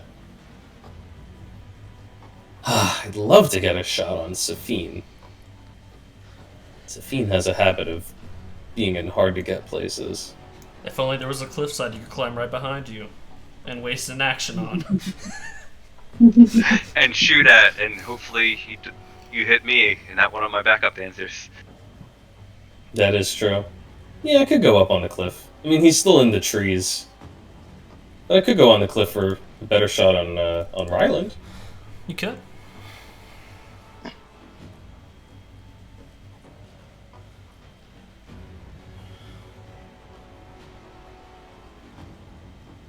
Or, because I really want to take some shots, I could just do this. Bye, Julius. Advance 30 feet. Advance 30 feet, get a better line of sight. This thing has been targeting Julius all night long, and he's going to continue to do so. Come on and dance! Longbow. Pew! Wow. Okay. Alright. Julius is just dodging arrows back and forth. He's trying to be too fancy, because he's now going to use the thing I've been avoiding using this whole time. But he's got a cunning action, which is going to let him step back, get back behind that tree. But he is he's shooting on the run, and it's not working out so great for him. Mr. Julius, Yeah, it's your turn. right. Julius is gonna look at the towards the tree and be like, "This is how you shoot a fucking bow." And he's gonna sharpshooter shot the Hulk. Oh, is that how you do it? Yeah. Hold up, D4, D4, D4, D4. Doesn't matter. Doesn't matter. The It's D4 there. Fuck! Fuck! What the hell's going on? The warforged calls out from the tree. What an education! Fuck you! Yikes! That one really took it out of you, Julius. That was embarrassing. It really was embarrassing. Your next attack is going to deal minimum damage. Oh, fuck! Yeah. Which doesn't yeah. that mean it's less than that because he has a minus D4? Yeah, yep. You're going to actually deal less than your minimum damage. Oh, You're gonna fuck. heal them with negative damage.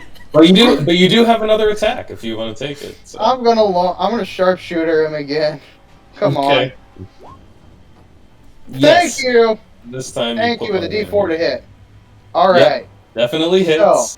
So Here's what's the the least amount of damage you can deal? So the least amount of damage I can deal on a bow shot Is one. is 17. 17 is the minimum I can deal on a bow and then shot. roll a d4.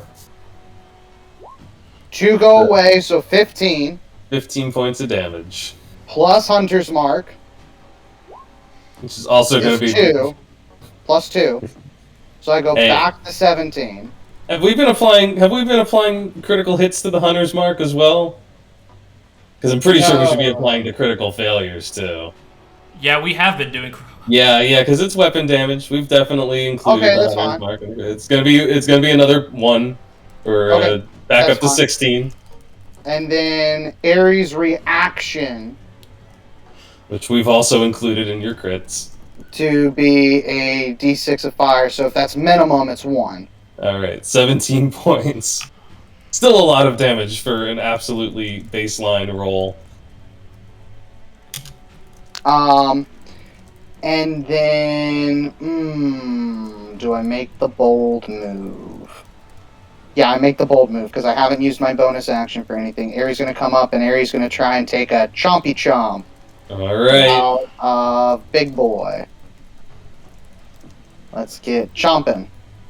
Nice. Ares succeeds with a crit! What is this? This is I think the most crits I've ever seen in a single session. Right, like, luck is on our side, man. Didn't Max get like 3 in a row? Let's go with the magic dragon! Max did get a lot. That one fight at the terrorist farm did have a lot of crits, but I don't know, man. This is a lot of crits. So it will be piercing and fire damage. All right. Let's see. It is a wide. Let's see. Wait. What? Is that the critical hit?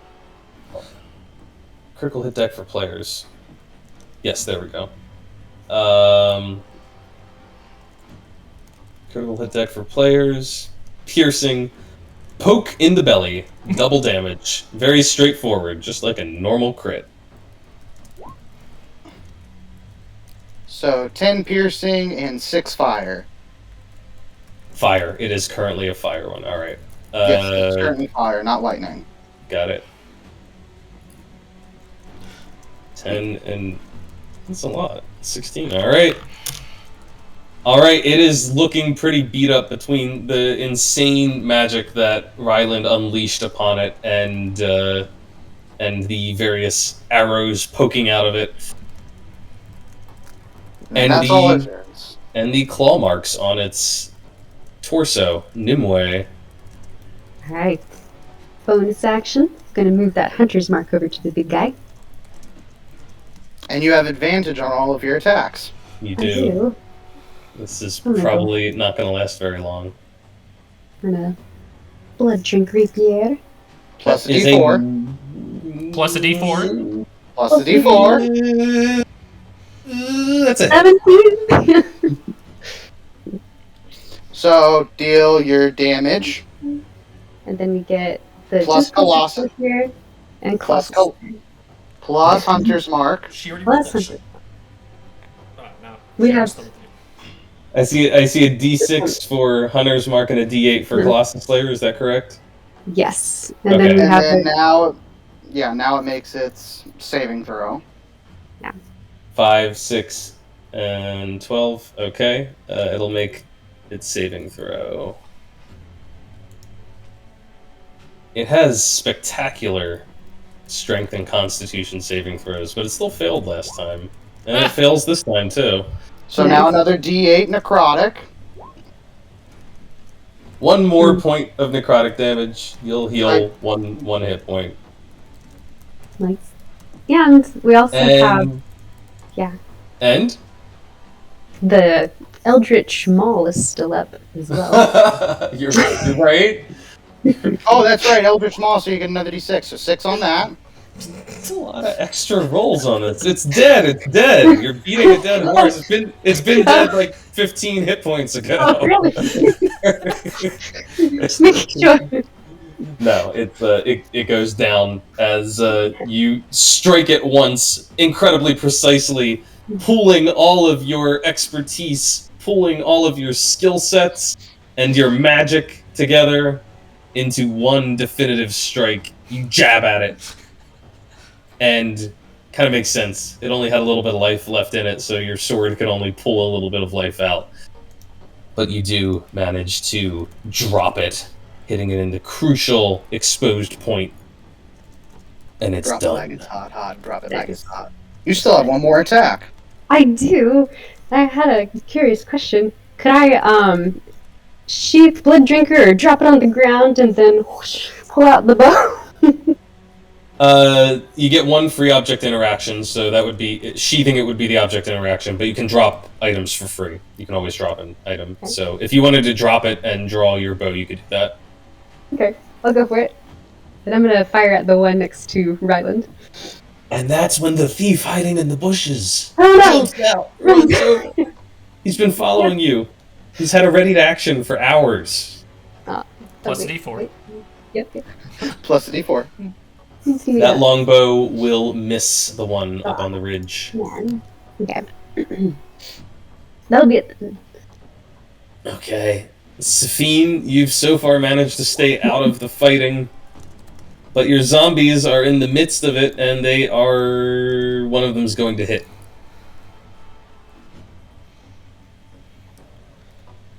Okay, and let me do the D20 one.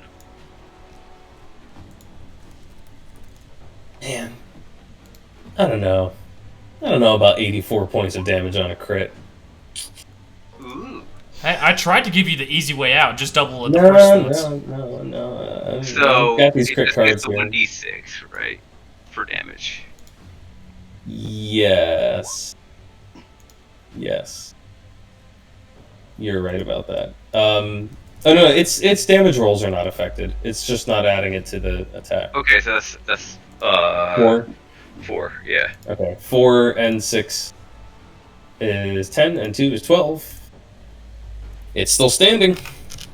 That's fine. And then I'm going to look across into the bushes and say, you know, if you're hanging back, you actually have to accomplish something on the battlefield. Otherwise, it's just being a coward. Ho ho ho! I will vicious mockery of that. That does not require line of sight, right? It just needs to hear it. Yeah, 60 foot. Okay. Let's see. I don't think so. I'll check line of sight. You don't have to see. That's the main thing. DC 16 Wisdom saving throw. His wisdom is. He's a reconnaissance guy. He does have decent wisdom, but he still fails. Takes 2 points of damage and is thoroughly mocked. That will be my turn. Actually, you know what? I am going to... He's disadvantaged on his next attack roll. Great. Great. Right there. You know, for all your mocking, you've only made him less likely to hit something now. Mr. Ryland? Mr. Royland. Okay.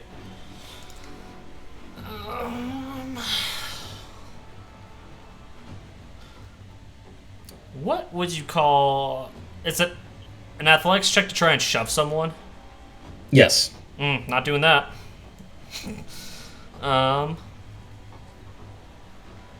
I am going to just... Oh. Actually, no. I'm going to be bougie. I'm going to upcast inflict wounds on this guy. Alright. Upcast your wound-inflicting magic. Plus 1d4. Yep. Yes, that is a hit. I have good news, Ryland. That's a hit. I have good news for me also. It's not a critical hit. That's going to double your maximum damage. That'll But still that be is 27 necrotic. 27 points of necrotic, which is still almost all of his hit points. And then I'm going to bonus action move the spiritual weapon next to him and attack him with the bonus attack.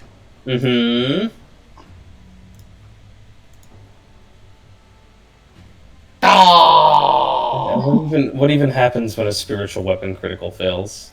I don't even know. Avoid traveling circuses. What? Make a DC 16 saving throw with your spell. Natural piece. Unhappy. What? This doesn't make any sense. Apparently Ryland's gonna get abducted by the circus. Make it... wow, this one's a real stretch. I know that the magic ones, they're like, oh, it's magic, so weird things can happen. It can be goofy, but this is just a spiritual weapon. Whatever. Give me a dexterity. A spell wisdom saving throw. Since you are a wisdom-based caster. Wow, you failed.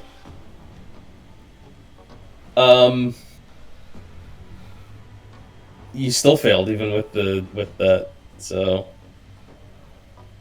I don't the logic of this one. Like, this could make sense for another spell. But I'm gonna say that spiritual weapon hits a passing bird accidentally. It swings and it's like when you're playing baseball, and they accidentally like hit a bird that was flying across the field, puffs. This bird just got Randy Johnson. Got it. Exactly. This passing dove of peace just got exploded by your spiritual weapon, and now all of the animals in the forest frown upon you for give me a D6 roll. Alright, well, none this go. What the hell? Glad I'm not the druid. 4 days! For the next 4 days. Oh my god. 4 days! The creatures of the forest hate you. All of the natural beasts are unhappy in your presence. Is this like the holy bird? Yeah, I don't know, man. I could see like miscasting another spell causing that to happen. I'm just trying to justify spiritual weapon making this happen. You killed it. You killed a bird, a peaceful bird. Killed the sacred bird. You probably lose the support of your peace-loving god as well. Oh no! So it's all over for Ryland. Just throw yourself what? off that cliff there. It's all over. All right. Anything else from Ryland before I move on from this travesty? No. Okay. The warforged that nearly died to you is going to try to kill you. It probably won't succeed, but it will sure try. 19 will hit you, I think, right? Yeah, 19 hits. 6 points of slashing damage. For now. And another attack, a 21. Yep. It seems to be invigorated by the calls and howls from the forest, which sound their dismay. Deals you another 8 points of slashing, which may or may not get through the pile of temporary hit points on yourself. Between that maximum I was at and the temp, I'm still sitting pretty good. Still sitting pretty good. This other warforged fighting with zombies is going to try and kill the zombie. It's been hacking and slashing. It's gonna. There's my crit on the zombie. It's gonna pull a life-threatening quadruple damage and make a wisdom. It's the most pointless creature to use the song. Just shout from the bushes, "Congratulations, you just earned his placement." It's gonna be a lot of damage, and it needs to make a wisdom saving throw or become frightened, but I think zombies are immune to that. Are they immune to that or not? It doesn't matter. It might matter if it survives its saving throw. But wait, the zombie has to make a saving throw Right, or still exactly. keep 1 hit point. Okay, so it will definitely be afraid, but that's not all of the damage. Hang on. I need to roll 2 more d8. So that is a total of 26 points of damage, and the zombie, I don't think, can possibly roll that con save high enough to stay alive. Oh yeah, no, it can't. Okay. So it actually manages to take out the zombie. Probably with its dying breath. It slashes right through the thing, chops its head off. The zombie goes down, and it now moves on to the zombie on the other side. Very polite. I don't know how I feel about this whole peanut gallery thing. I've long talked about streaming games. Now I'm getting a taste of what it would be like. Listen, Nick's got to do something if you can't smoke on the plane. That's a fair point. 17 is going to hit the zombie to the right, dealing it 5 points of slashing damage. And there's one last warforged who has disadvantage on his attack roll. This force of fiends just waving middle fingers. Yeah. And, I mean, over the course of this last round, he's watched the giant hulking warforged go down. He's watched a tremendous amount of damage being dealt, magical potential, so on and so forth. He's been mocked. He's been mocked. He's going to move up here. You see him crossing the road, and then gets up along the edge of the cliff line here, and he is going to be out of sight of all of you. Even me? Oh, that's true. He's not out of sight of Ryland. Oh, that's stinky. He's going to take off running. He's going to use his cunning action, and he's going to dash, and it's going to total up to 90 feet of movement. He technically goes well off of the map, but he uses that cliff for cover as he is running west.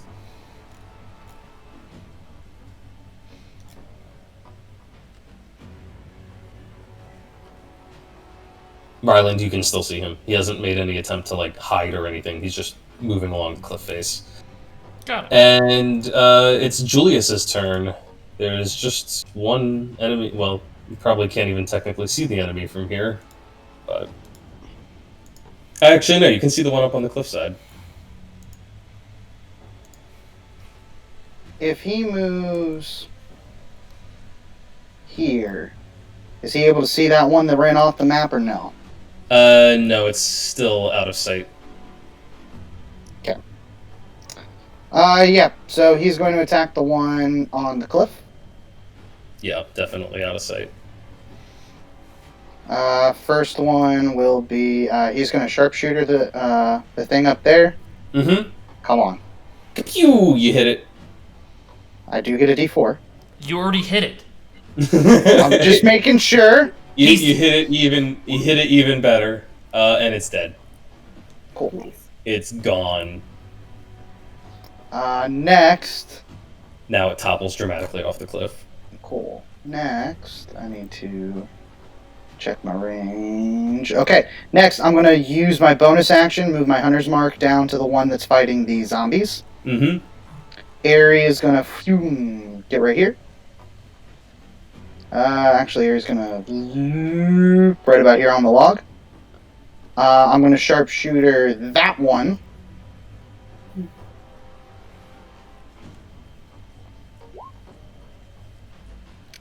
And we get a crit.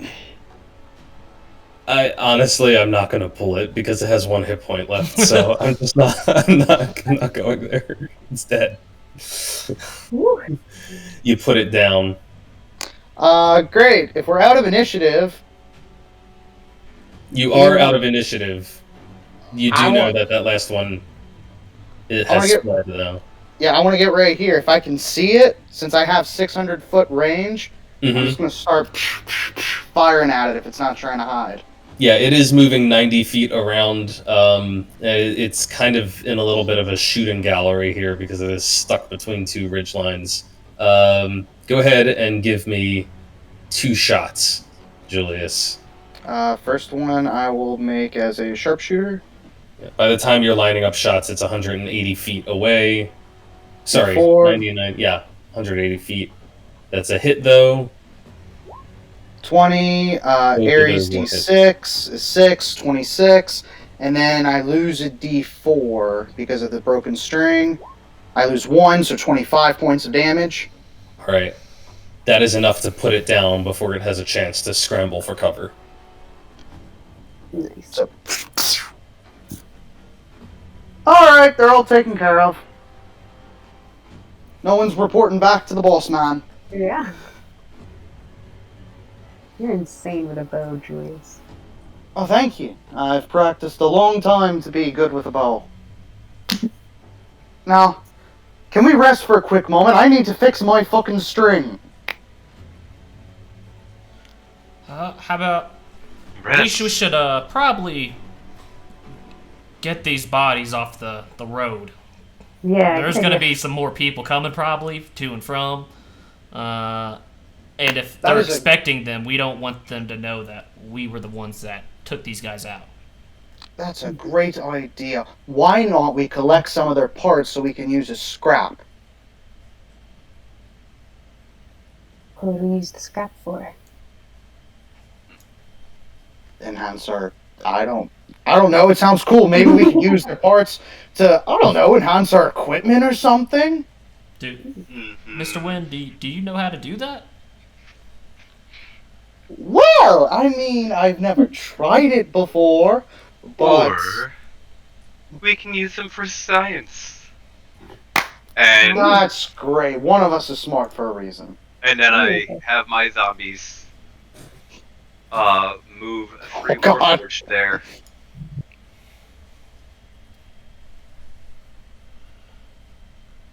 I mean, I guess it's better than saying you want to sell them to someone for some beer.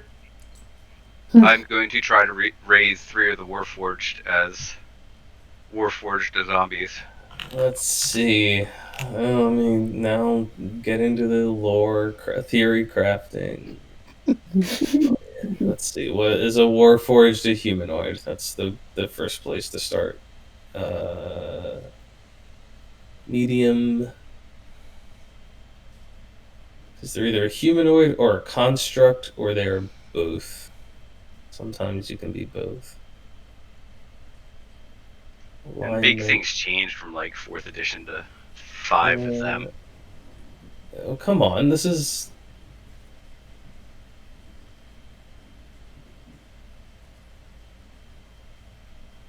alignment. That doesn't help. Size doesn't help. This should be a basic thing. I guess when your type is not humanoid, they specify. But if you are humanoid, I don't think they bother to say your type is humanoid. Well, I think what happens is once they got really being healable, playable characters that could be like revivified, it's hard to be like the player characters, but not anybody else out in the real world. Right. Let's see. Warforged soldier as a creature type is a humanoid. Yeah, I was about to say, and then in the book before the Eberron official guide, which was Wayfinders, Jeremy Crawford tweeted out that the Warforged were referred to as humanoids. Mm-hmm. And that. But at the same time, it is your world. Yes. So. Ooh, yeah.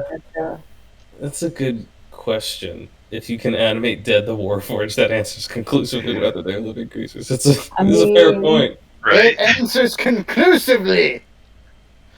Good point, Seven Son.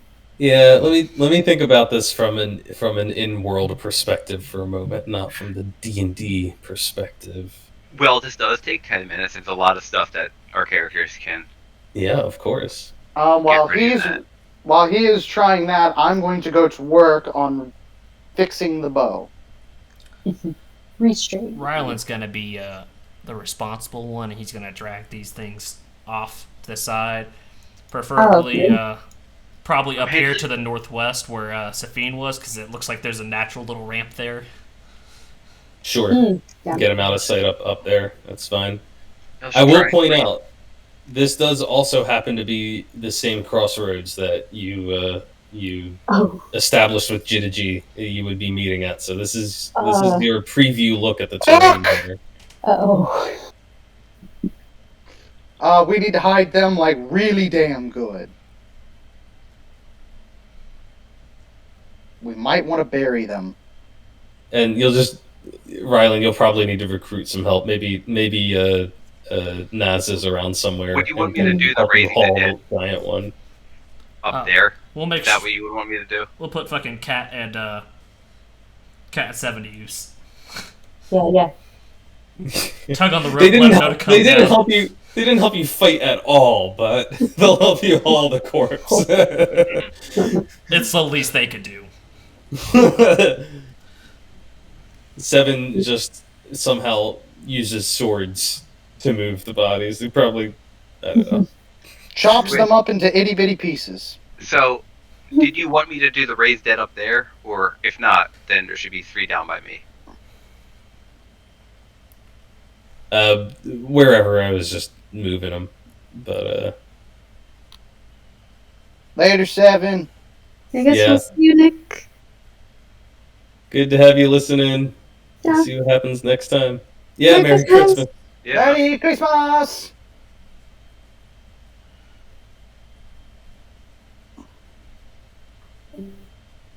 Let's see. Choose a pile of bones or a corpse. Your spell imbues the target with a foul mimicry of life, raising it as an undead creature. Target becomes a skeleton or a zombie if you choose a corpse. Not each of the targets. Here's what I'm going to say. You can animate the Warforged, since, as far as I can see, it is... You're just imbuing it with the mimicry of life, right? You're just infusing it with Right. necromantic energy. It's not as if the creature has a soul or a consciousness or whatever.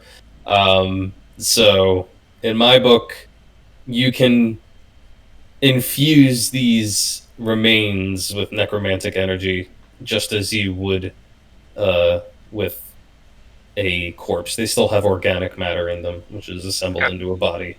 But Right. it's their type will... Does that even make sense? If they're fused with necromantic energy, should they still be zombies? Should they still be undead?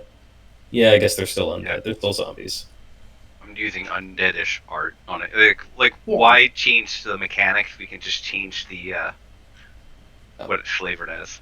Yeah, I was gonna say maybe they're constructs when you do it this way, but I think it makes more sense to keep them zombies, undead.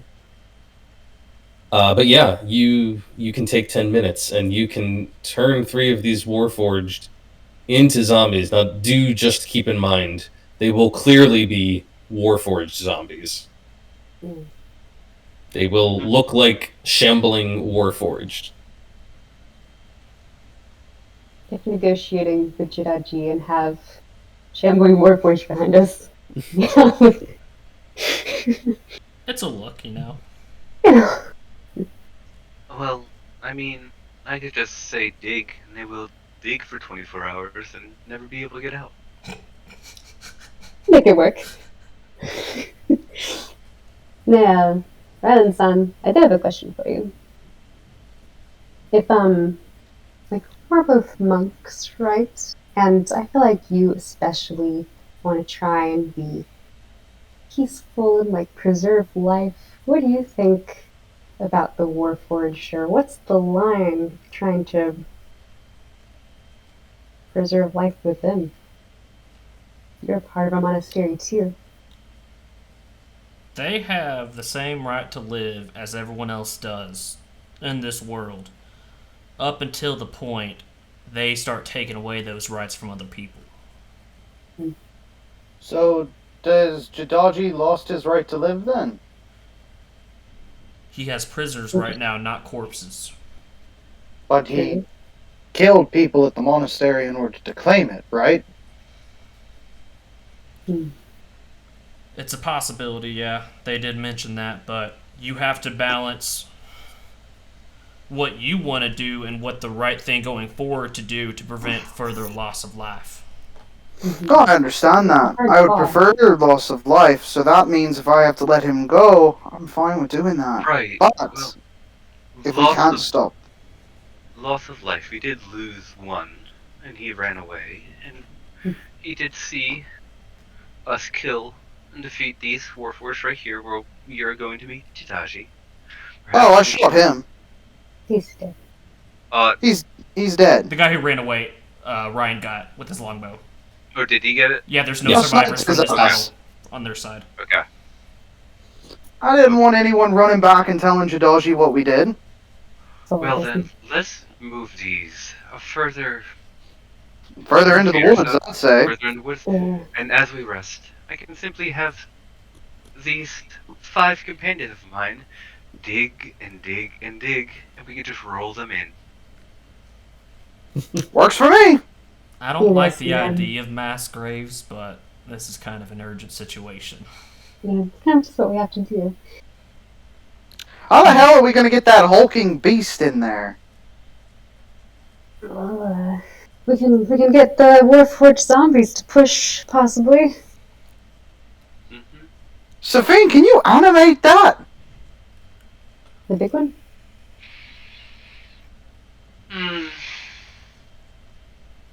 Probably. You want to try it?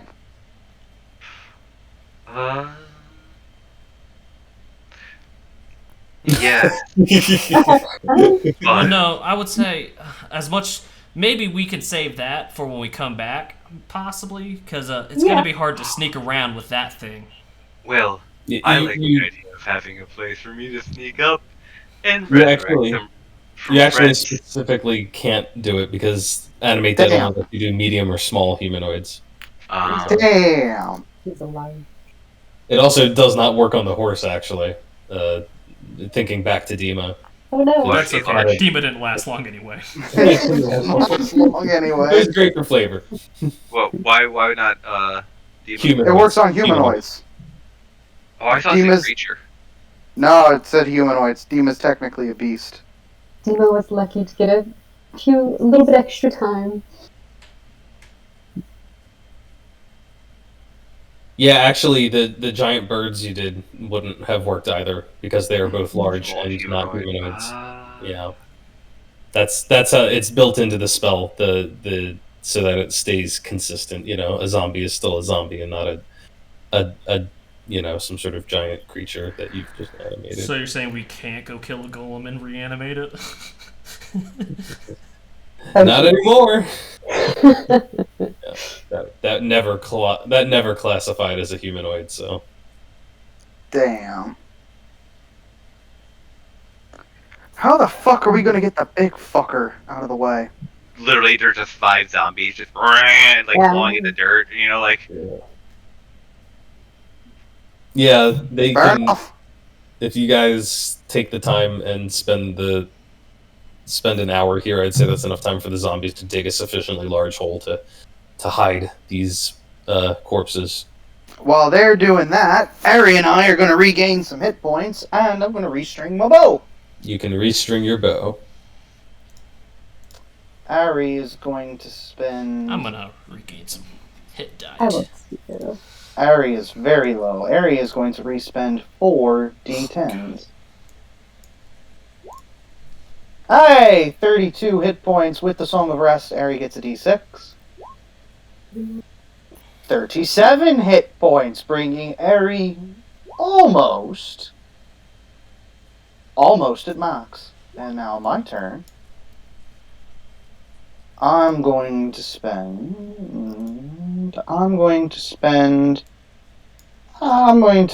3 of my d10s. Alrighty, Oh my let's see. god. 3 d10s just to Alright. be 8. And then I get to d6. There's 4, so 12. 65. I'm almost back to full. Alright. And I will restring my bow.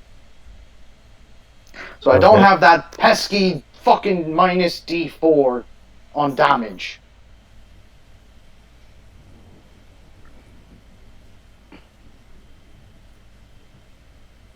That gave me this bow. Was it Safine's? It was 7. Oh, 7. Thank you, 7, for this bow. Come in handy. Don't think about it. There you go. In characteristic fashion, Like- he has nothing to say. He'd be like, Don't think about it. I'm 7. Yeah, that hour will pass, and then you guys can hit the road again. Now, I will just say one thing as you progress on here. Traveling by road is definitely faster than traveling off-road, because you can cover basically 3 hexes or 3 miles an hour on the road, and only 2 normally when you're going over field. You can, if you want to push your travel speed, you can go 3 miles an hour through rough terrain, but you do begin to suffer penalties to your perception, basically, as you're moving more quickly, less stealthily, and with less attention to your surroundings. So if you guys want to stick off the path and stick to the river and stay away from the roads, you can do that. But just keep in mind you do have a slower travel pace. So obviously it's rough terrain and through that little lowland area right there, right? Yeah. Is it technically still rough terrain if we're walking on water?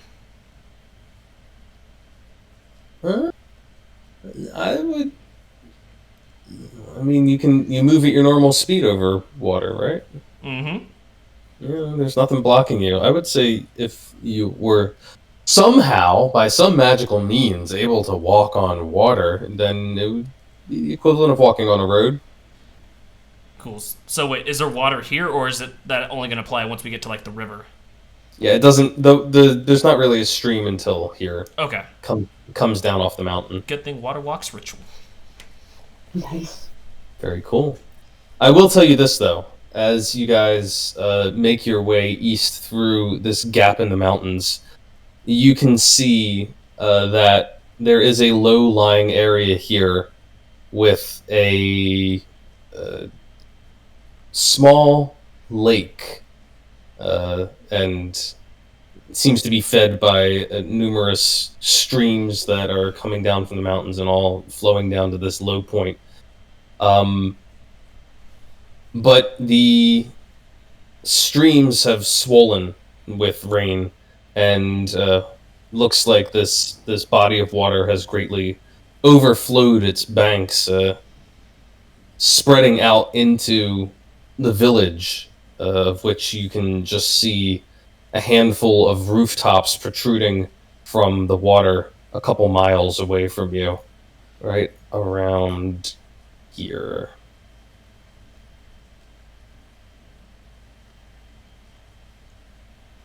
You can also just make out that while the town seems to be almost entirely erased from the map by the overflowing lake, there is one farmhouse that is off on its own on slightly higher ground that does not seem to have been touched by the floodwaters yet.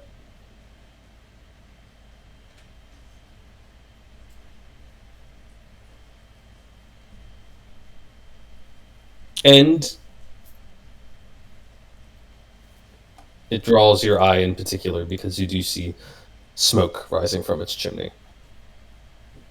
That's all you can really tell from here. They must be the only survivors. it's curious that there would be anyone inhabiting that place if the warforged had to march by it.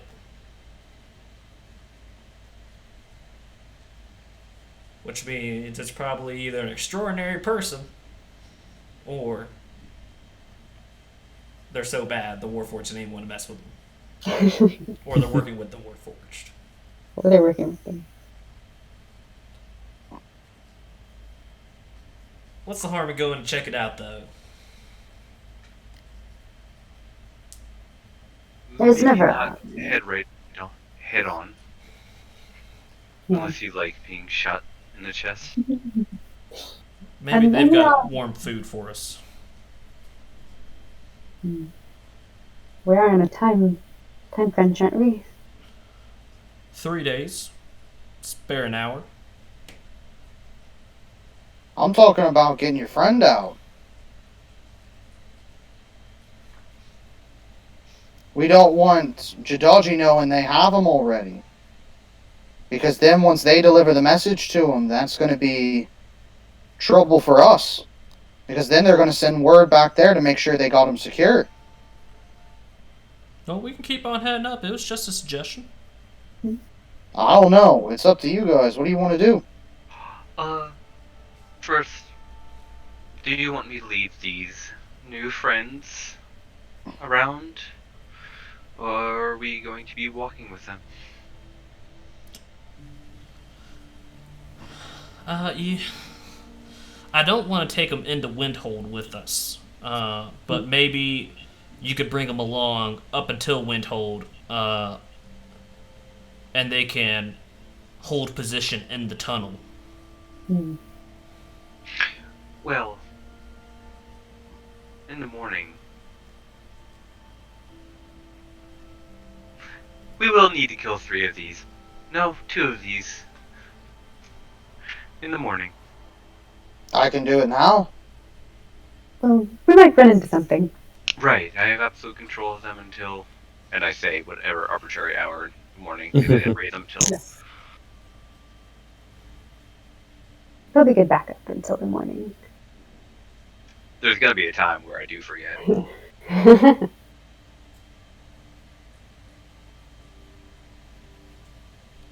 Well, So, heading to Windhold, correct?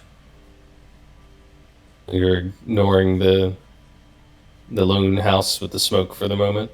It depends on what you want to do. If you want to go out for it, I say we go for it. we're very indecisive. Let me roll a random number in my head. Yeah. And we'll just say, evens we go to Windhold, and odds we'll go check out this house. Odd for the oddity. To the house? To the house it is.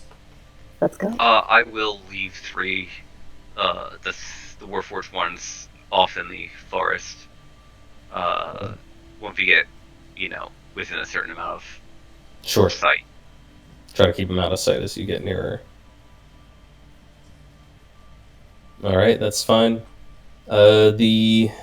If you are sticking to the wilds, you can get there in another hour. And that makes it 2 hours, so I need to see where the storm is at.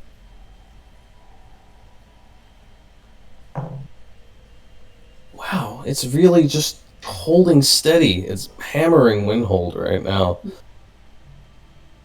And Power wash. yeah, maybe it's a good thing that you're delaying a little bit. You know, the But- vision of all the statues. Yeah. But you circle around the swollen bank of the lake, and you make your way towards that lone house. As you approach Safine, you cautiously hide your latest creations in the tree line. And you come to an area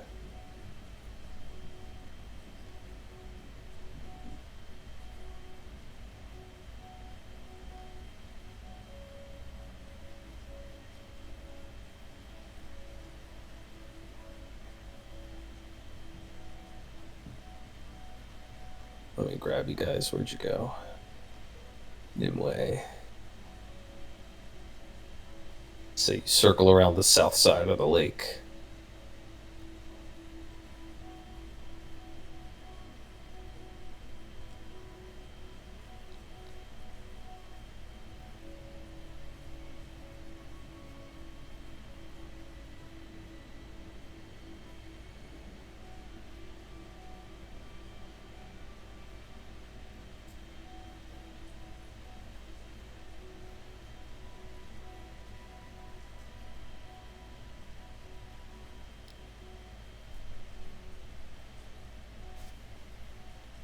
And you see, it's quite obvious that the land around here has been hit hard by the storms. There once was a fence line here, but it's pretty much been obliterated. There are a couple of boats which have been shoved up on shore. It looks like they've been banged around quite a bit, and you're not sure if they are seaworthy or not. But there is still this cottage remaining. It looks like some very basic attempts have been made to patch it up a little bit. There's some boards that have been fixed in place over holes, and as I said, the chimney is issuing smoke.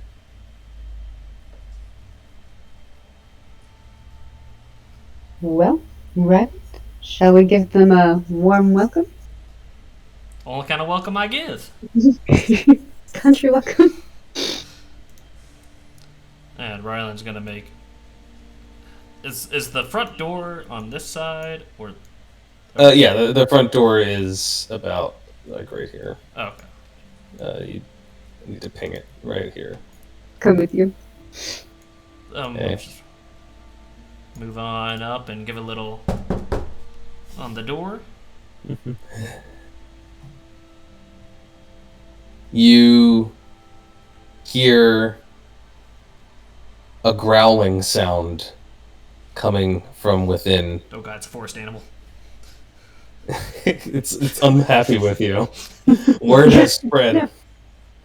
We're doomed. You hear a growling sound, and then a voice. Who are you? What do you want? I'm Ryland the Elo. We're just kind of passing through in this area. Well, quite frankly, the only house we've seen with any kind of life in it. We just want to say hello, make sure everything's okay. Hajimashite.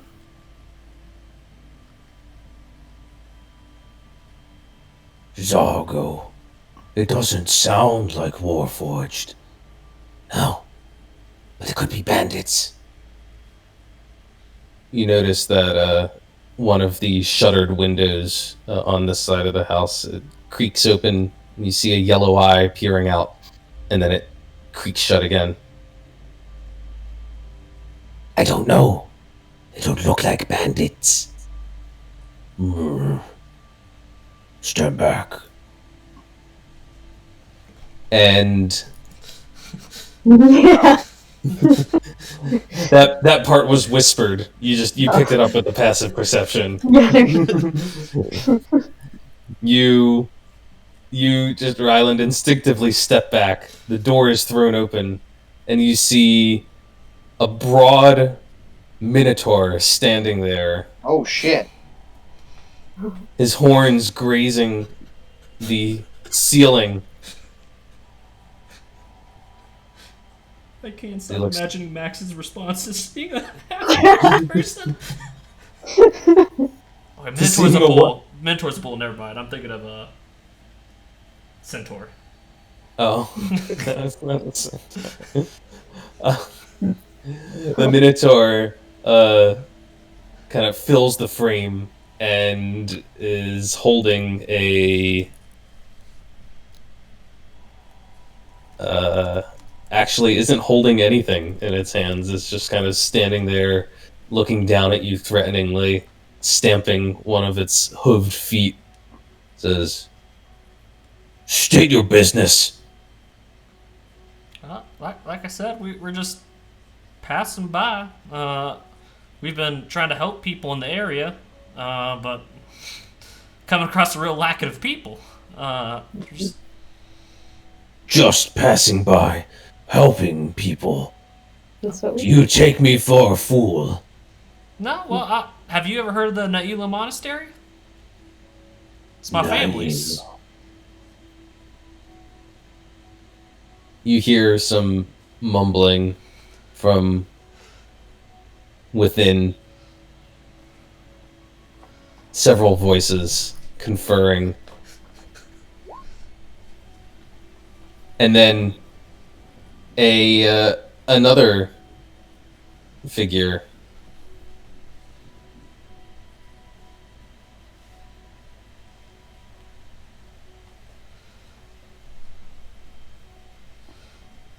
pokes its head out, kind of wedges its way in front of the Minotaur and just like sticks its head out around the side of the door frame. And you see it is a hawk-like Aarakockra that kind of sticks its head into view and says, I know someone who went to that monastery. Oh, well, I hope he was able to find what he needed there. We try to provide as much as we can. looks at the big Minotaur, and she says, I don't think they want to hurt us. They're from the monastery. They may actually want to help. Minotaur kind of snorts. Their kind never want to help. Call yourselves civilized. We have How no about respect this? for others. How about this? If we prevent war from breaking out all around here, we get paid handsomely. That work for you? Meh. Sounds greedy enough for me to believe. These people didn't hire us. They have no reason to pay us. We're trying to help the yielding cart. The Minotaur reluctantly steps forward, rises to its full height of about 7 feet, and the Aarakockra comes out with it. And then behind them, you see several others come pouring out. They must have been crammed into the cottage like Seven got made a bucket of Kentucky Fried in there. Fireball. Oh no. You see Tabaxi and another one, a Tortle, all come out. And you can hear more sounds from within, but these are the 4 who come out to greet you. It's amazing. There are many of you. We've run into a lot of warforged on the road. We were a little scared that there wouldn't be anyone left here because of them. We are not from this place. Says the Tabaxi. He does a sort of gesture where he kind of leans forward, extends his hands, and then arcs his back slightly. And Ryland, being from Lunapore, you would recognize this as a sign of peaceful greeting amongst the beastkin, but it's more characteristically done by those who kind of belong to the tribes, which don't consider themselves part of any of the kingdoms. And he says, We came from the lands to the south of here. We are seeking our young. Seeking your young, what? Elaborate. You know what happened to them? the Minotaur says, Not that you would understand our ways, but it is traditional to send the youths out into the world and approving. They were led by a guide, a spiritual woman, loxodon. Her name is Gaety, two-tusk. There is a mountain sacred to us here in the valley. It is traditional for them to go on their proving up upon the mountain. But then we saw the storm. From far away we could see the clouds gathering. And it didn't relent. And we knew something was wrong. Gaety never came back. Our children are still out there. Came to see what had happened, and now we found this madness.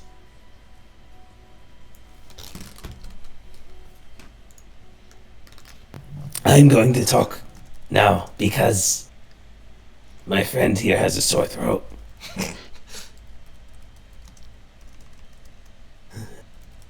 Yes, we've come far, but the storm is dangerous. Some of those who came with us were injured the last time that horrible tempest came through. Falling trees, injured legs, can't walk well. We still need to get up the mountain, though. Our young, they're still there. Where did you say this mountain was again? Yeah. The Tortle points to the northwest towards a great peak which rises up above the valley floor. It is called Mount Crow.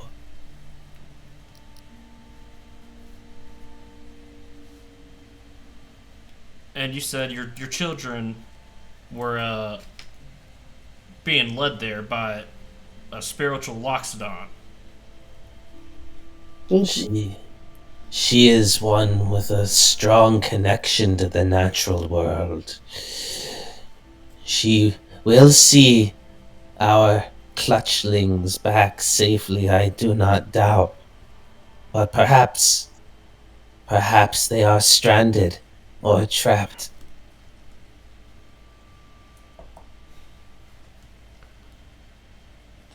How long have they been gone for?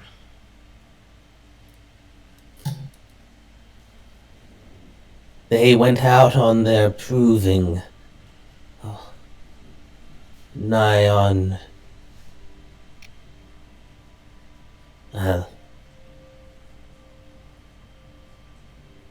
Nearly 30 moons ago now. 30? But they are expected to spend much time there. They were due back some 10 moons or so ago. That is why we came looking.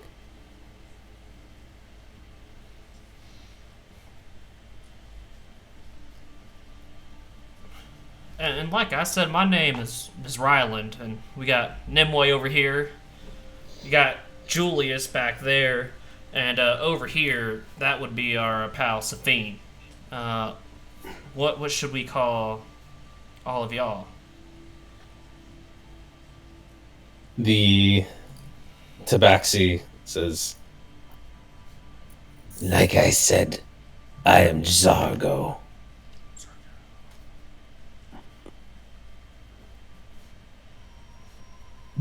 oh, I put his name tag on, but you can't. There you go. Just add a J on there. If you want to know these others' names, it's going to take a moment. They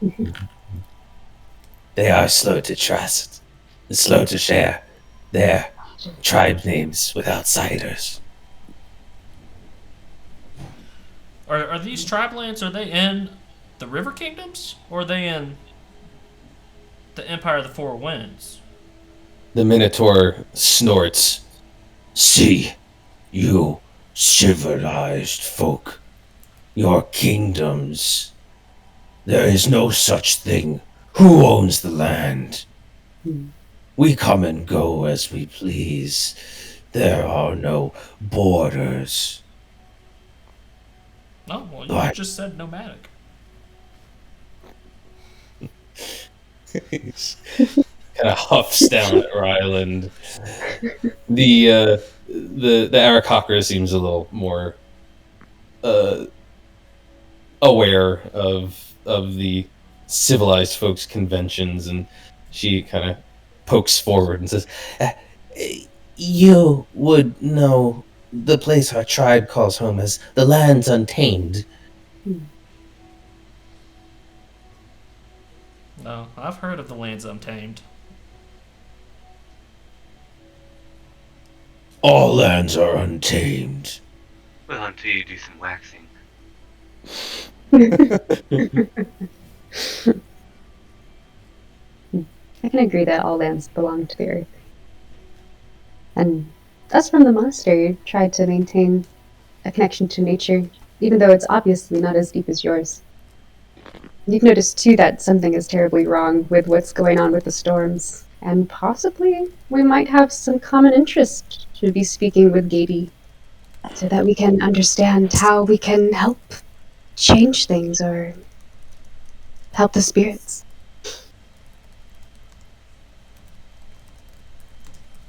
Whatever has gone wrong here with this storm and these mad folk with their violence and bloodlust, it is of no concern of ours. Our only care now is getting our own safely down the mountain and out of this wretched place. Where away is this mountain? Yeah, can we pull up to the main map real quick? "You take a look." Yeah, you can see where they are gesturing, and they are pointing up to the peaks of this mountain here.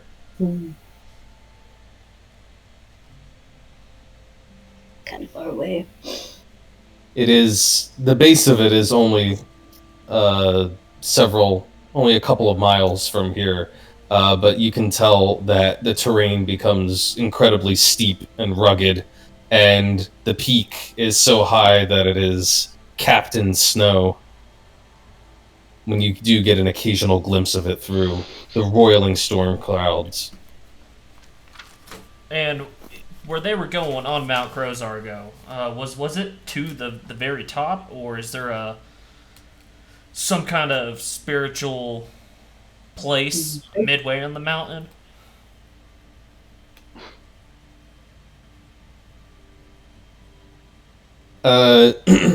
Yeah, the Tortle will say, I still remember my proving. I too ascended the slopes of Mount Crow.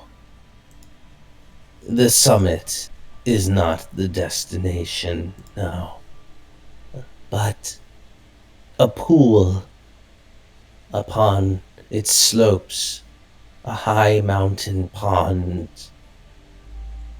It is a holy place. Gaety will have taken them there. and she'll kind of reach with one clawed hand and try to point to a location. It's not quite all the way up the mountain, but it is quite high, right around here. And you can't see that because it's on the wrong layer. Right around here. Right where it says mount. And I know this may be asking a lot for you to recall. It's probably been some time since you were proven. But I know you guys are more connected to nature than we are. Would you happen to know if that area contains any mountain bloom? Mountain bloom. Ah, yes. I do recall. the slopes carpeted in it, and quite beautiful when they show their flowers. Well, that's a way to take care of two tasks at once. Yeah. I'm thinking, out of character here, I'm thinking we do this, get the Mountain Blue, we can send Aerie to Myuk while Aerie could have a flight path there. Because we're not going to be able to sneak a dragon in through a tunnel. Yeah. So we can task Aerie with that while we try and get in from there. Yeah. The only problem is I will have no idea when Aerie gets there. Right. So if I have to summon her, it could just drop the mountain bloom somewhere random. Mm-hmm. But life or death, and plus we can maybe calculate how long it would take her to fly to think about. Yeah. Give us a guesstimate. He's going to look at the animals and he's going to say, Julius will look at the animal, not the animals, but the people, the Tabaxi and all of them, and he's going to say, we need to go up the mountain to get some of the mountain bloom anyway. We can go and make sure your young is safe on the mountain and return them and guide them back down here.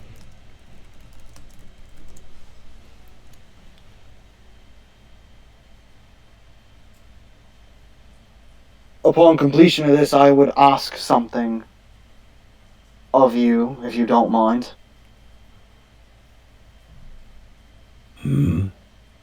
What is that? A ransom for our children? No money. We don't need any money for this. This we can easily do for free. No payment is required. Just... What was the name of the village? Myuk. And Myuk. the town leader's Oba, innkeeper was Tala. Okay. And then the person in need of help was Maruka. Maruka, Oba. There is a town, Myuk, to the east of here. Oba, the town leader. There is a sick woman named... What was her name again? Maruka. Maruka. There's a sick woman named Maruka. She's deathly ill and in need of the mountain bloom in order to survive, and there's a timeline on it. If we safely bring your young back down the mountain and guide them back to you, could we give you the bloom and you take it to that village and give to her on our behalf? The Aarakockra, who introduced herself as Cirik, will kind of bob her head up and down and say, "Oh, yeah, yes, of course, yes, we would be happy to lend aid, help for help, yes, this makes sense." The Minotaur just grumbles.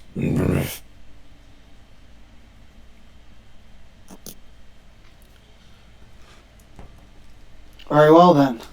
Actually, not that you guys, you came here 10 days ago, 10 moons ago, correct? We set out from our home 10 days ago. How did you get to this cabin? How'd you get past the watch line? The four of them glance at each other, and the Tabaxi Zargo says, We have our ways. We know the land. I mean, you've already promised to help us, and we're going to help you regardless, but you think you could share your secret on this one little thing? Because we've had to fight one of those giant stone They're really creatures, annoying to kill. and I prefer not to have to do it again. It would really just be nice as one humanoid, one creature to another to help us out a little. Out of the question. Fair enough. You don't know us. We don't know you. That's fine. That's fair. And Julius is going to kind of pull up his sleeve, and there's a mark kind of right on his right wrist.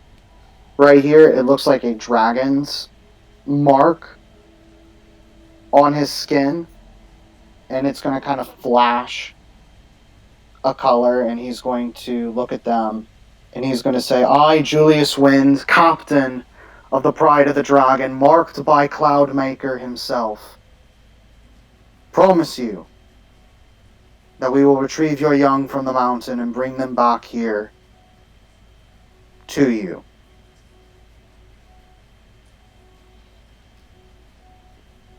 They kind of... You notice that when you invoke Cloudmaker, that kind of causes them all to perk up. But the Minotaur, kind of in a surprising reversal when he hears that, he says, Then we'll hold you to your oath, emissary of Cloudmaker. Julius will nod, and Julius will raise his hand out using his 1 time per day. He will summon Aerie, and this time Aerie will have an icy white and blue color to her, now being immune to cold damage and giving me resistance to cold damage. very nice. I don't need thick winter clothes now! And I just got to say, I don't have anything as flashy as him, but we will get your kids back. Don't worry. We'll return as quickly as we can. I know you're eager to see your young.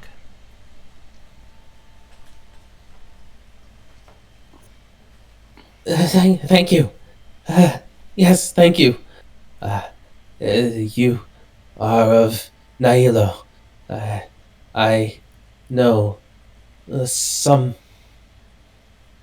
of our kind have chosen to walk that path.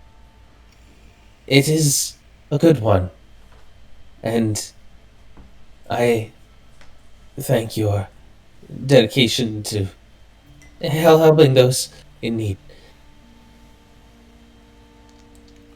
Well, I appreciate that praise. Mighty kind of you. Yeah.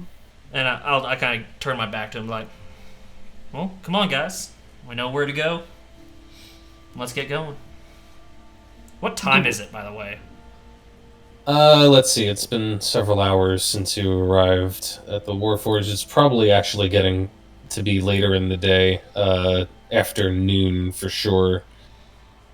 Because, let's see. You rested for 1 hour there, 1 hour there. And then you've walked for 1, 2, 3, 4.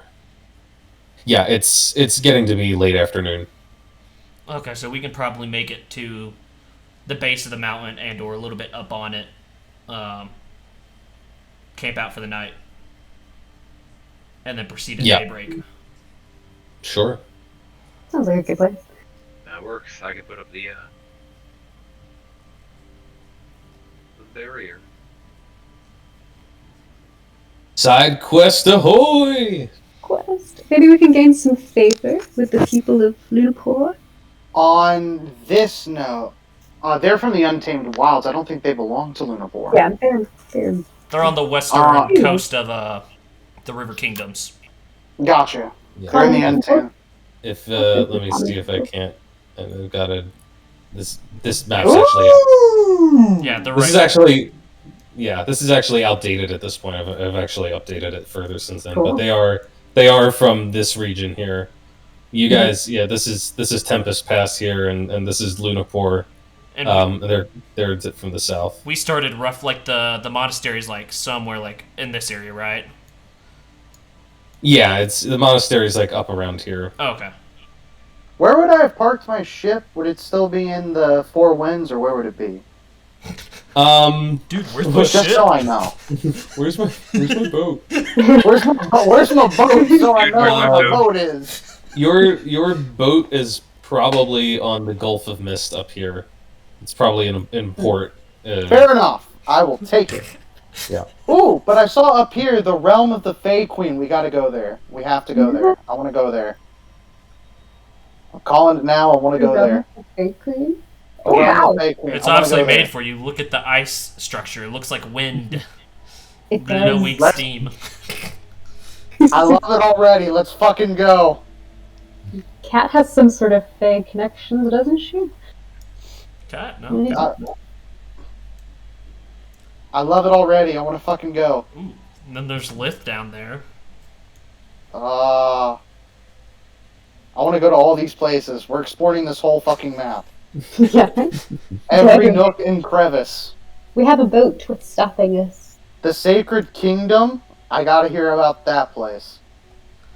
Listen, the only place that we for sure have to go to is Wallow to go look at the music playing Goliath. Yeah, I'm gonna see the Goliath. Yeah. The what? The music playing what? Goliaths, The desert Goliath.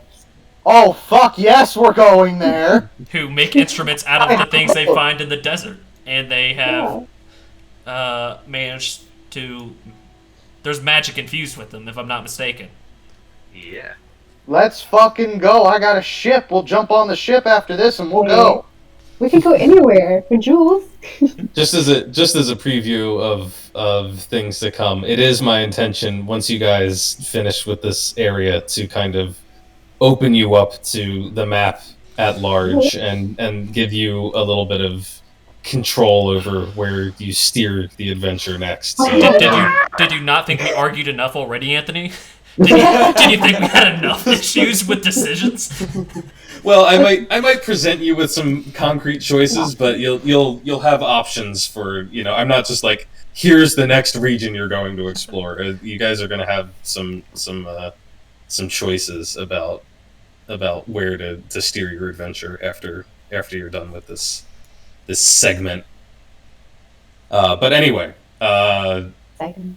Okay, yeah, so we're gonna start going to the base of the mountain, and we'll depend on what time we get there, how bright it is. We'll Okay. make a call if we're gonna go up a little further. yeah. So, Well- Julius... go ahead. No, go for it. I was just going to say Julius would lead the way up the mountain because he has roving, which gives him a climb speed equal to 35 feet. So he has a climb speed. He also has the ability land stride, so he does not fall victim to rough terrain. As long as it's non-magical. Alright. Well, Moving through non-magical difficult terrain costs me no extra movement. I can also pass through non-magical plants without being slowed by them and without taking damage from them if they have thorns, spines, or a similar hazard. In addition, I got advantage on saving throws against plants that are magically created or manipulated to impede my movement. Okay, Hey, yeah, but do you have 24 perception? No? Okay, sit down. I have 18 passive. I'm decently good at it. Alright. Well, if you guys head out directly, you can make your way up to the foot of the mountain over the next hour and a half or so. At one point during that, I'm going to pull the three warforged ones off to the side and just say, dig. And just walk away. Okay. Well, let's see if we're gonna stop it or not. Somewhere in the wilderness, they'll just dig their own graves. Yeah. Oh, Oh, no, actually, no. They're living graves, because I just lose control over them. They are still animated at the bottom of their... Oh. You really need that robe of the robe of patches so you can throw a pit. I'll leave them with a bottle of moisturizer. Jesus. Yeah. Oh boy.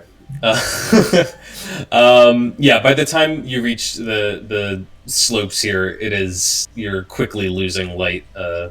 Sun sets early in the valley, and even earlier with the bad weather and the thick cloud cover. I can make light, guys, if you wanna push up just a little bit onto the mountain. Save us some time tomorrow. Because I think we're going to have to be moving pretty quick once we get back to that house to Windhold. And we don't know what the storm's going to do. I agree with that. All right. Okay. And I will say that I'll reiterate this, but as it becomes even more apparent as you look up upon this mountainside, the wind is just absolutely ripping along the faces of the slopes around here. It is tugging at trees, and you can tell that even just a short ways above ground level, the wind speed is so intense that it's treacherous just being at that elevation, let alone actually trying to travel along the mountain slopes here under those conditions. But you can push onward if you so desire. Yeah, we'll try and go at least up another hex. All right. You try to put a mile up ahead of you, and to give you a sense of the elevations you're dealing with, each of these color segments here is denoting roughly a 2,000 foot. They're 2,000 foot increments. Oh shit! 2,000 feet over. Jesus, that's a rough. Yeah, these are incredibly steep mountains. Oh, also, I gave everyone their own light because it's not concentration, and it's good for an hour. Sweet. Cool. I'm pretty sure I can do that. Is there a limit? I think you can only have one casting of light at a time. Okay. But you can do it for the, and light the way for the people. Okay. It's a big enough area, so. Can you put that on a creature? I can put it on anything. Put it on Airy, and Airy can fly a little bit overhead. Well, I gotta imagine this is a forested area. Technically, it only goes on an object, but gotcha. But Airy can, carry a rock or whatever. It doesn't. Gotcha. Okay. I'll just have it on me leading up. Okay. Okay. Cool. Yeah, the lowest slopes are forested, but as you climb higher and higher, you can see that there's been great damage to the trees here, and higher up the mountains are completely bare. So you begin a very rough, very steep ascent. At places, the incline is approaching something like 30 degrees, 35 degrees. It's not easy going, and your rate of travel slows to 1 mile an hour as you are just working your way up this hill. You occasionally you can't go straight up it, you have to go switchbacking back and forth. You have to try and stick to cover wherever you can just to get out of the wind. But it continues to roar around your ears as you climb. And I would like you to give me a... Who's leading this expedition? I know Ryland. Julius said he was up there, but Ryland is also... I mean, unless Julius thinks he has enough light if I'm behind him. Well, okay, let me rephrase that. Not physically who is walking in the front, but who is guiding you through the mountains. Let me say that. I'll go ahead and say... The Rangers. I am. Not the host. Go for it, Ryland-san. All right, then I would like whoever is going to take charge of this expedition, forging the way forward, to give me a survival check. Would I be able to help him since I am a ranger and proficient in survival? Yeah, I actually have really good survival too. I would say you can definitely assist. So I will give you advantage. Guidance. I am gonna say I don't think guidance is really applicable here because it's only a 1 minute thing, and if you're concentrating on guidance, you're probably not concentrating on where you're going. Ah, fuck. No. All right, Not terrible. Ryland. As the hour comes to a close and you find your way up and up the slope. You feel like you're making decently good progress. You've picked a sort of ravine that's running up through the mountain that is giving you some shelter from the wind. It's helping a lot. But as you get to the end of that hour, you realize the ravine ends in a dead end, and its sides are incredibly steep, reaching up tens of feet, stories above you on either side. And if you're going to make any further progress, you either need to perform a very steep ascent or double back and try and find another way, wasting the time you've spent getting here. How far up will we have to go? How many feet is this? Let's see, you did the ghost light, so that wasn't so bad, right? Yeah. Everyone survived that. I think the ghost light was like, what, 60 feet? The ghost light was, I believe, 80 feet. This one is not so high as that.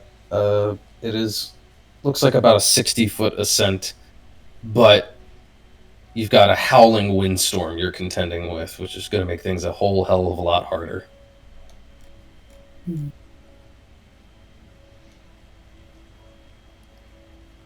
I say we double back, make sure we're safe. I don't want to risk anyone or anything on this.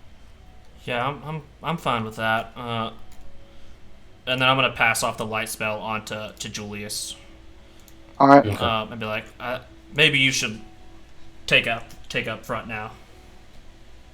All right, Julius, you are well into the dark of night as you're trying to lead the group out of this ravine and back to safety. I need you to give me another survival check.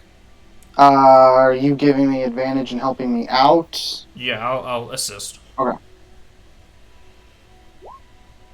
Yeah. All right. With With Julius taking the lead and Ryland assisting, the two of you are able to find a safer way forward. You get out of the ravine, and you feel like you can begin to make progress again, but by now it is getting quite late. You've been essentially active on the road for something approaching 10 hours. You know that if you don't stop soon, you're going to start getting exhausted. And exhaustion is fixed with a long rest, right? Or at least one level of exhaustion per long rest. You want to risk it for the biscuit? For the biscuit, though. Yeah, we should probably rest. I'm good with resting. Yeah. Let's take a rest real quick. We'll take a rest. We'll start again. First light. All right. Does the sun work traditionally in this world, east to west? It does. Okay. Indeed. Then it rises in the north. We'll get hit by first light then. You will. You'll have first light. Once it rises over the mountains to the east, will hit you. And you guys are gonna tiny hut it up? Yep.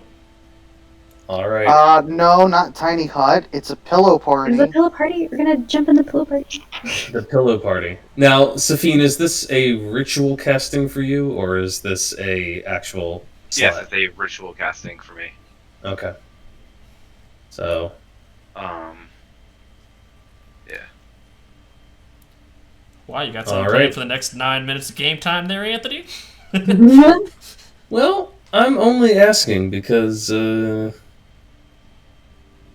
kind of hard to keep your concentration up under these circumstances. I will say that with that 22 survival, Julius was able to pick out a sheltered spot, like a sort of nook in the side of a cliff, which gives you enough protection from the wind to spend the 10 minutes getting your spell active.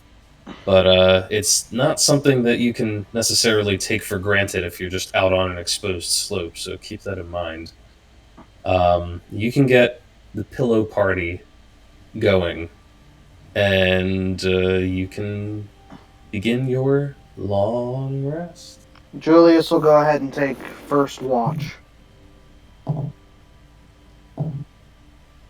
make sure nothing comes close by. Okay. Let's see here. You take the first watch, Julius, and as the others are bedding down, making themselves comfortable here in the pillow party, you can see further up the hill in the night. The storm is just blowing and blowing, and there's occasional flashes of lightning in the distance. Actually, I should see where the storm is. Hang on.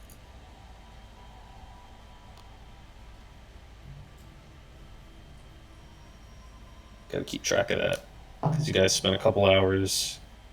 And it finally started moving.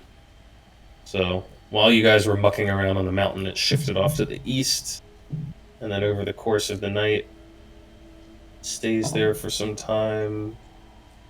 Then it begins heading towards here. Then it heads down again. Mhm. Okay, so you guys... let's just... Where's that? Okay. It's been kind of bouncing around, fortunately, in the area that you've already passed through and have left well behind. So you can watch the lightning of the storm arcing through the spiraling clouds throughout the night. You have a tremendous view of it, really. It's probably breathtaking. But as you're watching, Julius, you can see some of those strange shimmers and ripples that you know from your friends to be the tides of magic being pushed and pulled by the tremendous force of this magical storm.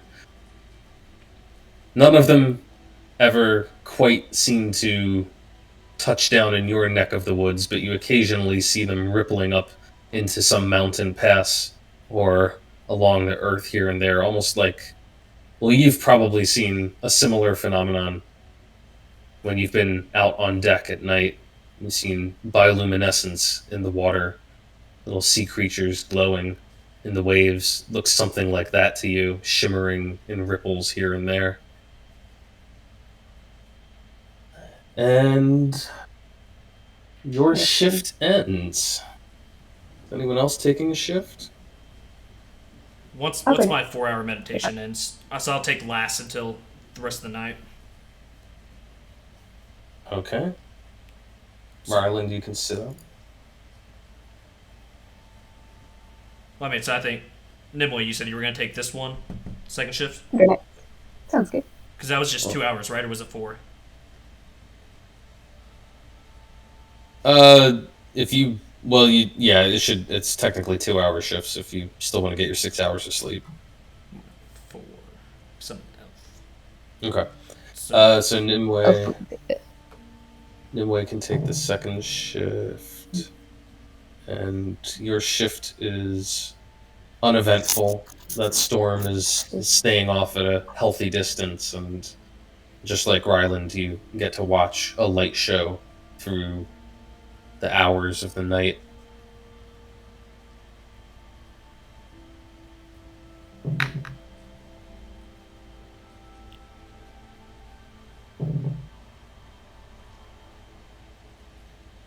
it sounds like it would be kind of beautiful in a weird way. Definitely don't want to be in there. it's just like any good old boy going on his front porch and be like, "Hey, Ma, there's a nader out here."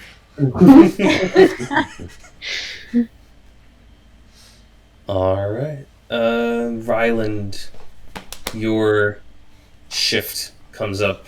You take the last 4 hours, double shift for you, and you watch, and you hear the rain patting down on the pillow party. All the others sleep. And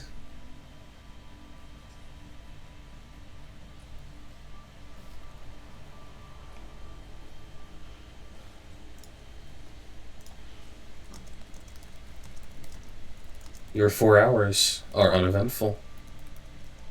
You guys finish your long rest, and in the morning you are refreshed and ready to go.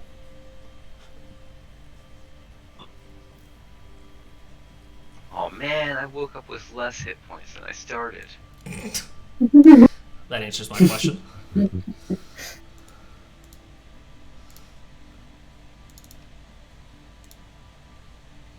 I just painted a target on my back. Don't worry, your name is not Ryland, nor are you played by Kevin. Yeah, so you're fine. When Julius wakes up at first light, he will get everyone up and start trekking up the mountain again. I feel like while we're getting ready and stuff, Emily's going to say, "Hey, Sefine-chan, I was kind of just thinking, why was it that you decided to leave the Xantum Empire and come all the way out here? I can kind of imagine why everybody else would, but why did you choose to leave?" Well, I had to shut down my nightclub due to the wharf effort. That really pissed me off. Yeah, that's terrible. I mean, that's I a missed- good cause for me to fight for. It's been a few decades. I would like it back. Yeah. Hell yeah, let's fight for the nightclub. Real them. It's rather simple. I bet you loved it though. Oh, yeah. I can see you being really good at that. Spent ages there. How old are you, Sophie? Like for real? Have you lived like many lifetimes? Well, what's a lifetime? I've gotten to experience a lot more than the average. So maybe I have. Is it like hundreds of years? Well, I fear this life is actually gonna be shorter. Thanks to that, first foray into this adventure. You're very cryptic. I respect that.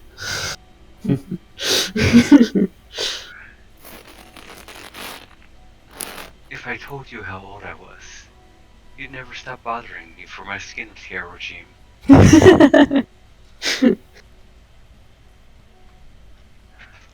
It's not wearing the dead faces of the ones I raised, though.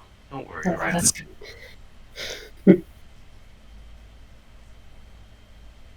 But, yeah, I mean, what else can I do?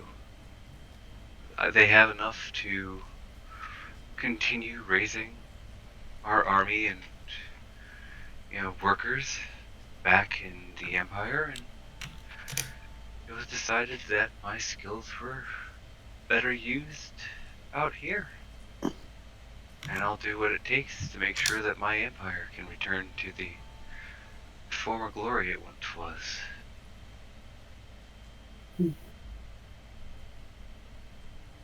Has it kind of... What is Antum like now? Has it kind of declined since the war? You went from a nation that people did the work that they wanted to work, because all the manual labor was taken up by our undead. Nobody was forced to do, menial tasks or repair or stand in a place for a long period of time, and it left a lot of free time for the residents to indulge their interests. And so it was a city of the arts, hustling, bustling, never stopping.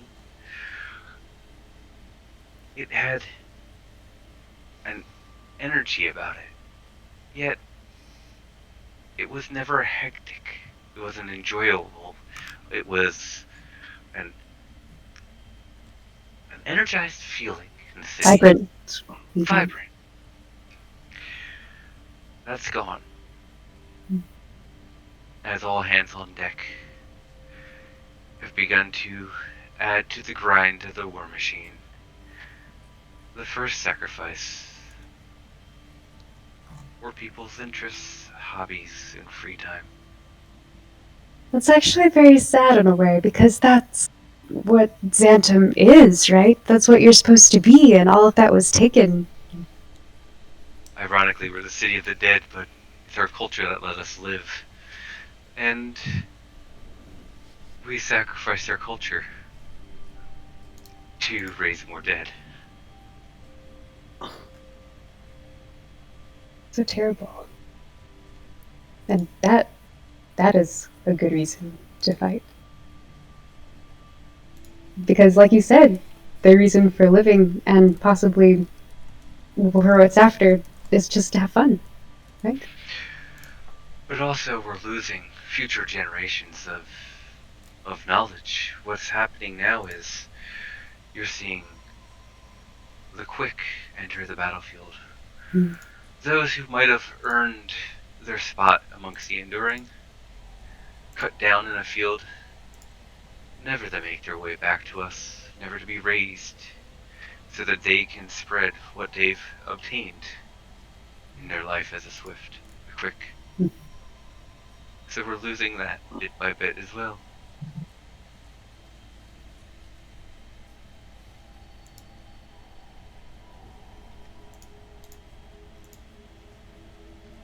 But that's rather gross now, isn't it? This is a solemn conversation that you have as you probably break camp and begin making your way up the hillside. Let me ask you, whoever wants to take the lead once again, for a fresh survival check to pick out a route. Assistant. Is that me this time, or is that you? Now that we're in daylight, I'll go back to giving it. Okay, I will give you Oh advantage. my god. You have a good survival, too. Fuck. Every roll in Ryland. this campaign. Scrap the campaign, Anthony. Start a new one. Ryland, you set a course and begin to say, well, there's kind of two ways we could go forward. It's going to be steep no matter what we do. You're looking at a very, very steep stretch up ahead, and you pick the less steep option, hoping that that'll be easier going. We can hear you chewing on the mic. But you head up towards the north, and you find that there's a reason why the land is less steep here. As you begin to head this way, you discover that the terrain is less than stable. The rain has been pouring down in rivulets along this slope, and you can tell, Ryland, that you are on dangerous ground. You certainly don't want to progress any further forward for fear of getting stuck in the midst of a landslide. But you also know that simply retreating back the way you came, while it may get you out of danger, also poses a risk of setting something off here. So I'm going to ask you guys again for a survival check. This one is very crucial. Do you want me to do it? I can't.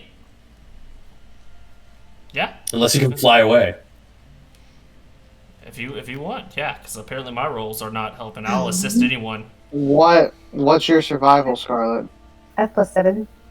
Yeah, I'll give you advantage. The others are like, oh yeah. Yeah, go for it. Let's not go. Where do you think, Nimue? Wow. Okay. The advantage lets you retreat from this particularly hazardous slope and begin to make some progress. Fortunately, the land does not give out beneath you. You instead find your way to a section with a little bit more vegetation. Looks like the trees are quite thinned out here, but there is plenty of scrubby brush which is managing to hang on to the hillside and anchor it in spite of the wind. And you guys find yourself walking between large boulders along this grassy and brush-filled slope.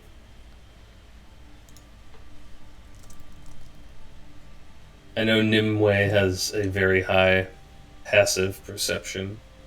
Is it 17? 18? Yeah. Mine is 18 as well. 18, okay. Let me double check.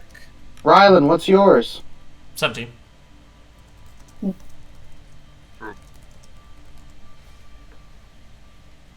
Nothing gets past us.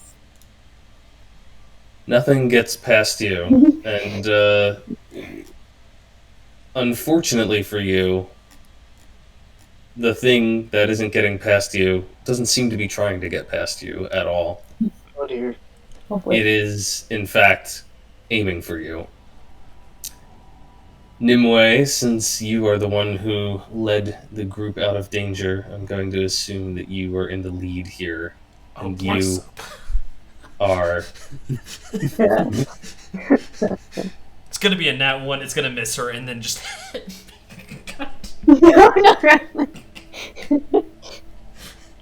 Don't be a guardian. Don't be a guardian. Don't be a guardian.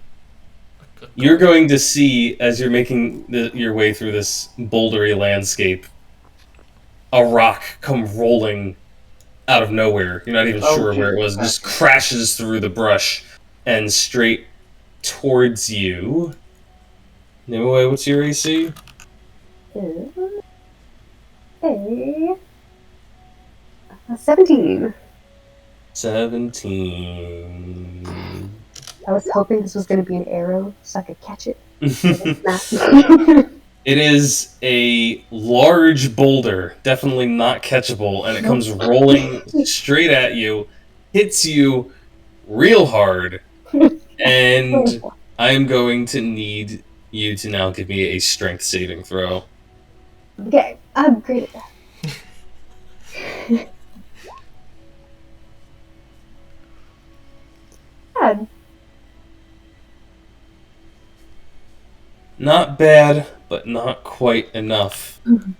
So there's a couple of things here. First, there is the sheer damage from getting hit by this massive rolling boulder. 15 points of damage as it clobbers into you. Actually, a very lucky roll.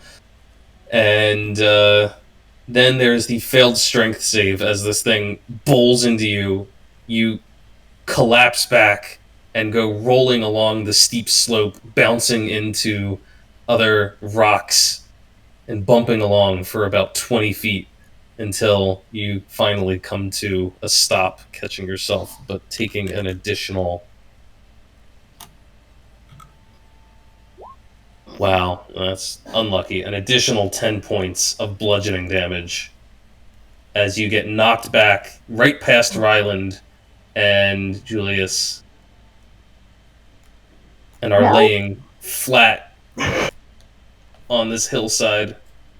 Consider this hillside that I'm about to show you difficult terrain for everyone except for Julius, I suppose, since I guess he ignores these things. Yes, I do.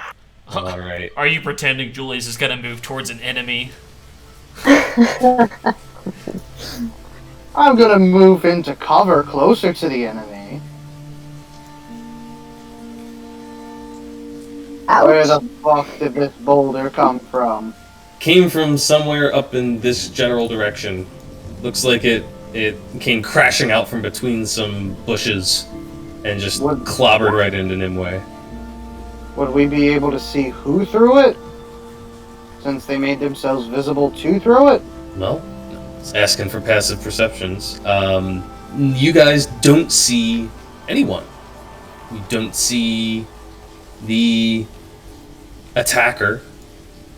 But as you stand there in the wind and the rain, you do hear a voice which howls on the wind, calling out, Come no further, or you've got another one coming. Julius will kind of hold his hand Oh, boy. back to everyone. We're looking. What's her name? What was the loxodon's name? Gaety? Or something? Gaety. Gaety two-tusks, right? Yes. He's gonna hold his hand up to everyone. He's like, "We're looking for a loxodon. Gaety two-tusks."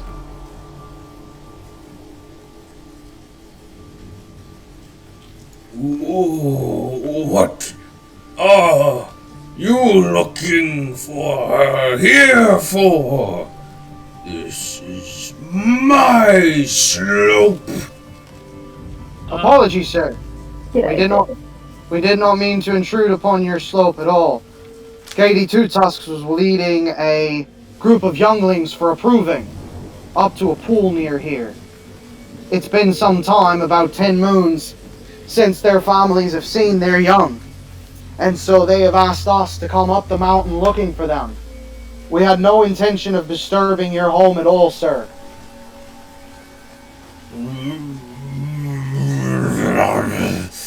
You hear this rumbling sound and what sounds like stone scraping on stone. And then you see this boulder right beside you turn to face you, because it does indeed have a face. Oh shit, they're earth elementals.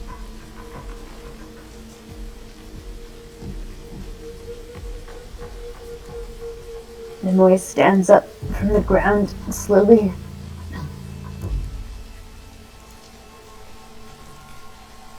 What right have you to tread upon me? This person you seek is not here. Apologies, sir. We're not familiar with this mountain or Mountain Crow at all. We don't know the layout of the land or anything like that, or the path we needed to take. Wandering up here, we saw this path. Mount Crow. It blinks its little rocky eyes very slowly in what you interpret to be confusion. It then shifts itself around to look up the slope and down the slope. I thought things seemed lusher.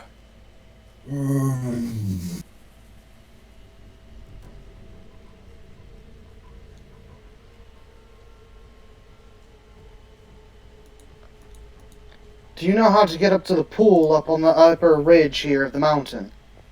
Where the younglings go from the untamed wilds for the proving?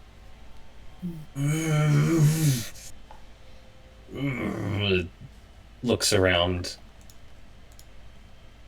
And again,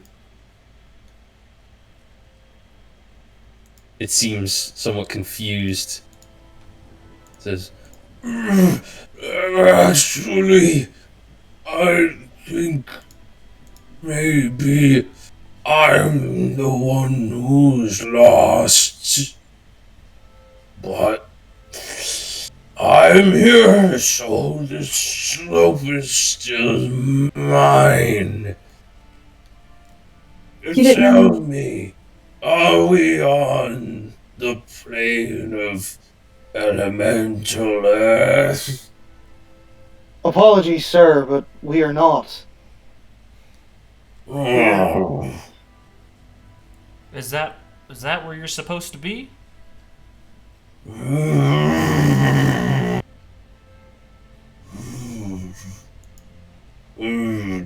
Yes.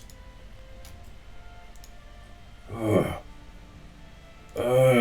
was sleeping I went to sleep where I belong, but now I awake and I'm somewhere else.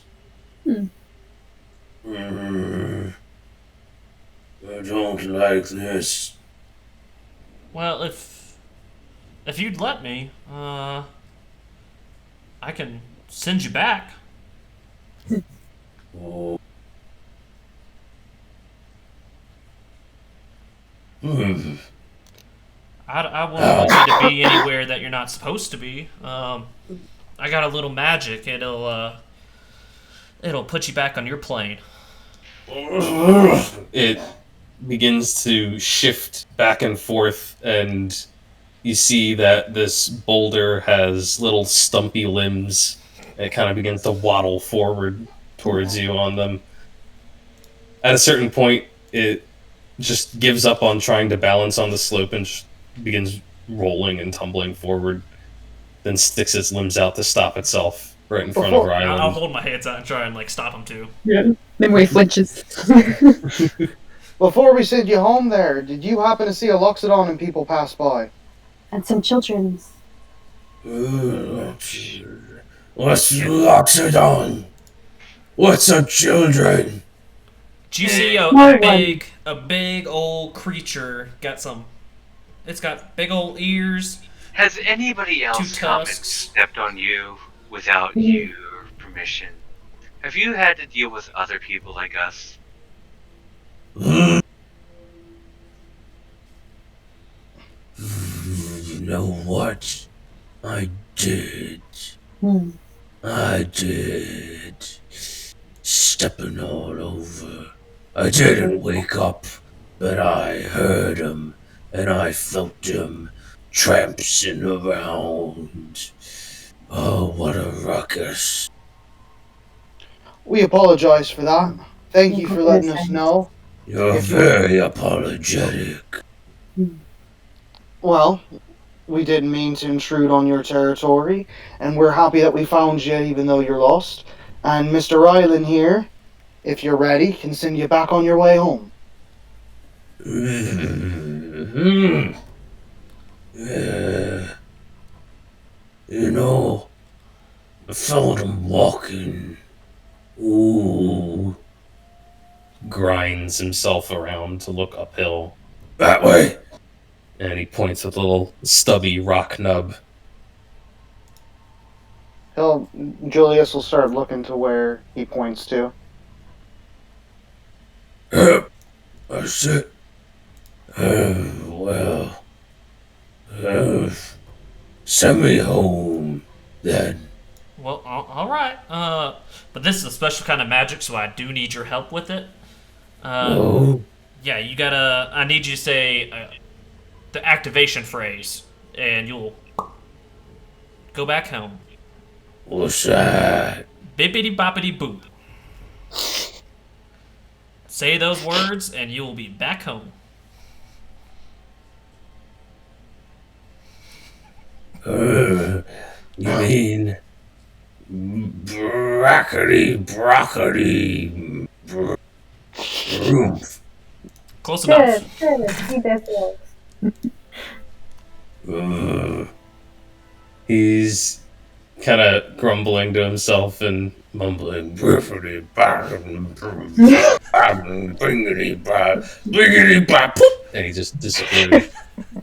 That was good, Ryland. That was good. Nice job, Ryland. Yeah. Can't believe an Earth Elemental was here, though. Ooh. How did you get here from another plane? If I had to take a guess, I would probably say it was the That's tides. Yeah. Them portals. That portal that opened there at the tower. There could be more around these parts. Maybe the tides are opening up random portals to the elemental plane. We gotta fix that tide as fast as we can. Well, let's keep on moving up the hill then. Get these kids back, and then get to Aaron. So strange. Julius will nod and he'll start leading in the direction that the elemental pointed them in. Okay. With the instruction from the elemental, him pointing the way, it's much easier for you to make a survival check leading the group towards your destination. Why don't you give me one more? But the DC is much lower here with a general path laid out before you. Go ahead, Nimue. Alright. I'll give advantage. I'll help her out. It's a good thing you got help. Yeah. Nimue got a little jostled around by that boulder, but with Ryland's kind of reassuring her and pointing the way forward here and there, she is able to guide you yet further up the mountain. You... Of course she is. Of course. Yeah, you can find them amongst the rocks here. As we keep climbing, can I make a perception check to find the bloom? Yeah. You can, yeah. You can give me a perception. I will give you a perception check, and I get a D4 added to that because of the dragon's mark, so 29. Very nice. All right, so this last stretch of the mountain is especially steep. Now you are covering. You're basically on average walking at about a 45-degree angle. It's insane. It's not all 45 degrees for the mile. Obviously, there's parts of it that are more steady, and parts of it where you're ascending up, sheer ledges and such. And a lot of times where you just have to zigzag back and forth as you're making your way up very, very steep slope. Most of the vegetation is giving way. There's just a little sparse ground covering here as you come up to the general area that you've seen the beastkin point to way down from the bottom, and the earth elemental further direct you towards. Nimue, with your survival, you can kind of pinpoint, like, okay, here's this landmark, one great big bare cliff face that you could see from the bottom, and here's another. You think that you've arrived at just about the right spot as you find, sure enough, waiting for you. I should actually make sure it's ready.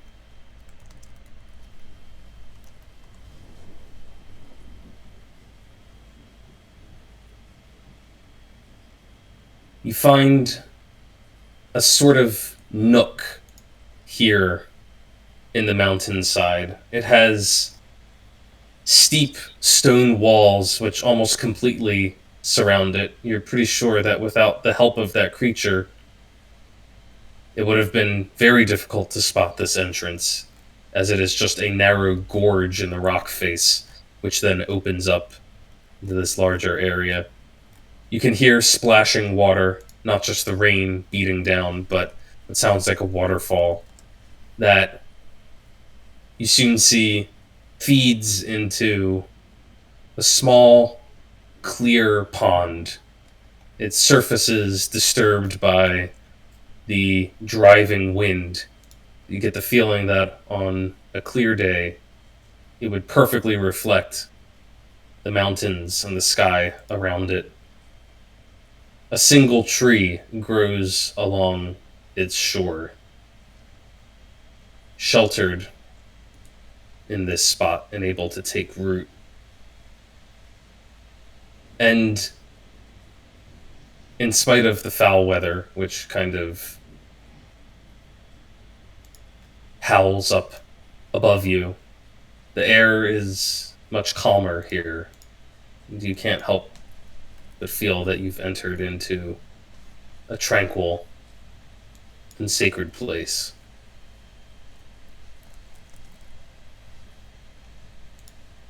Look at this, Rylan. Do you feel a shift here? It seems different. Can Julius get a perception check to kind of look around and see everything? and make sure there's nothing moving that we can't see. You can indeed make a perception check as you appear here. And then a D4. So 20.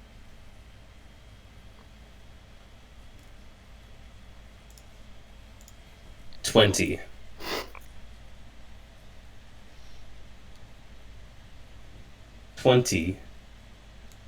There we go. Get everyone on the map. 20 lets you see that on the far shore of this pond, near a great big boulder which sits on its northern bank, there is something in a heap. It looks like some ragged clothing and a little tuft of fur which blows in the wind. Julius is going to knock an arrow, and he's going to move closer. Alright, we got something up ahead. Out here. I don't know if it's alive. Julius is going to make his way towards That it. might be able to remedy that. Yeah. We're talking alive, not... No offense to your beings, but... You know what I mean. Julius, be careful here. It seems it's different here. It's sacred. Yeah. Julius is going to move right here. He'll have Airy fly around to the corpse, or the body, and have it kind of nudge it over to see if it's alive. The dragon flies over, and you... The dragonfly. Dragon flies over, and as it swooshes overhead, you can see that the thing shifts and moves, trying to get further under the slight overhang of this rock right next to it. It's okay. Ari's not going to hurt you. We came on behalf of Zargo. Zargo. There we're right. Zargo, Cirik, and Sazu. Zaro, Cirik, and Sazu. We came on behalf of them. You see that the little ball of clothes and fur pokes up ahead, and you realize that it is a Tabaxi. And it calls out to you uncertainly. Zargo? That's my dad! Oi! They've been worried about you. Waiting for you. You were supposed to be back 10 moons ago. Where are the others hurt?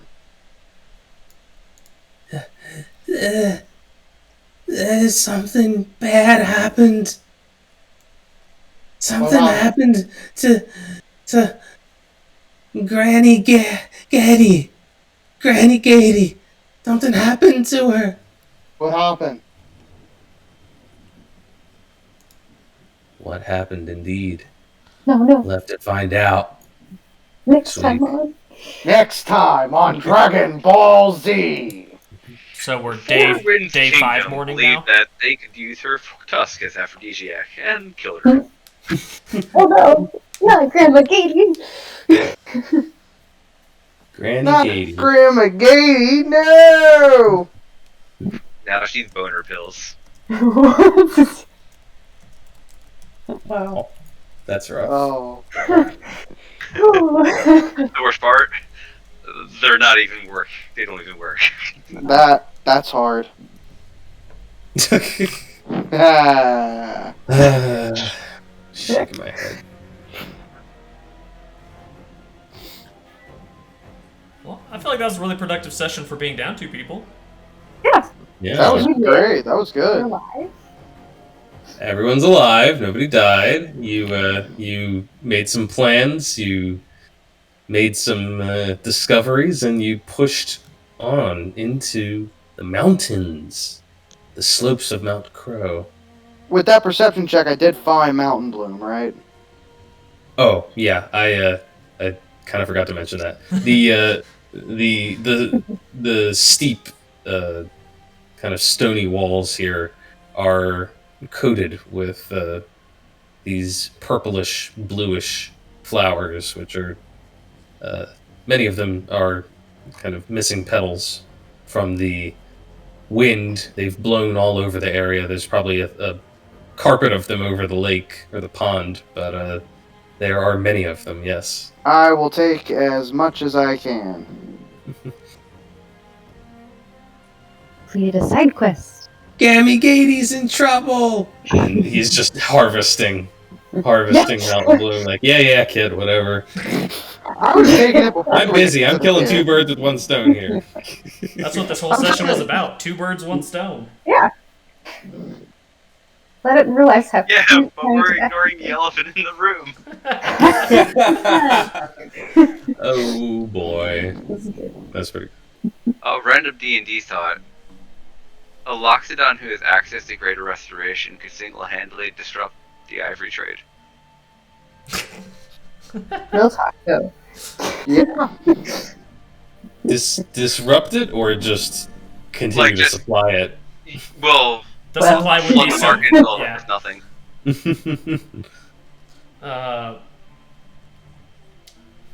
Now that it's past that point, Anthony, where we made our decision, just out of curiosity, were those warforged coming from Windhold? You know, I was really curious if you guys would pick up on what's going on here. I'm very pleased you picked up on 2 things this session that I was satisfied with.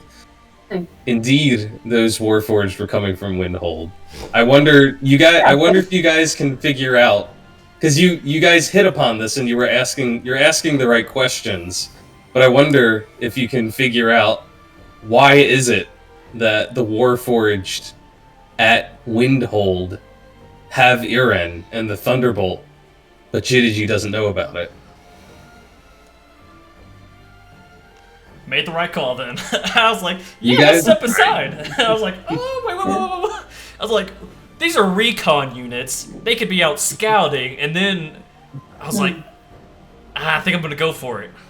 I don't want, like, our faces getting back to them necessarily, even though the 2 other guards could do it. And then you said there were other people coming. I was like, oh, this was a whole-ass escort mission. Yeah, no, that's what I thought it was gonna be. I thought originally, like, I was very hesitant for Rylan to say, okay, we're gonna let him go, because I kind of figured from the beginning, okay, so why? I knew something was off at the beginning. Like, why don't they know if they have them? So then my mind went to, oh, the storm is preventing them from hive minding together for some way. So then when I saw that escort, I'm like, this escort, if we let it go through, he's going to know he has the Thunderbolt, which means our offer is useless. So I was like, we got to kill him. Let's go. That's why I was so adamant about, can I see the one that ran away? Because I'm going to kill it. Yeah, you guys did a good job putting 2 and 2 together there. There's still one other piece to it that you guys, if you've seen all the pieces, I don't know if you'll be able to put it all together into what exactly has been happening there and why you encountered that escort precisely when you did. But yeah, there's just a little bit behind the scenes that you might be able to put together. The other question that I'm glad you asked was, how did the beast folk make it to that side of the border? I'm glad you picked up on that. It was a little fishy. That I didn't think anything about it at first until they said, "Oh yeah, it's just been." We started our journey 10 minutes ago. I was like, Yeah. Really, though? Mm-hmm. I'm liking this. I'm enjoying the fact that we can wrap up both of these side quests with one task here. Right.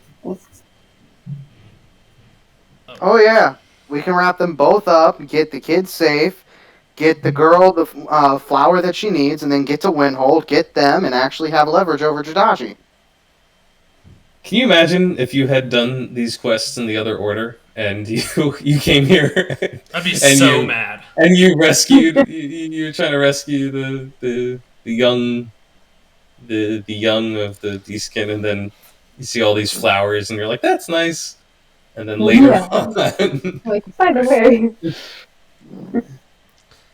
I mean, there would be a chance Safine might take one because it's nice. Right.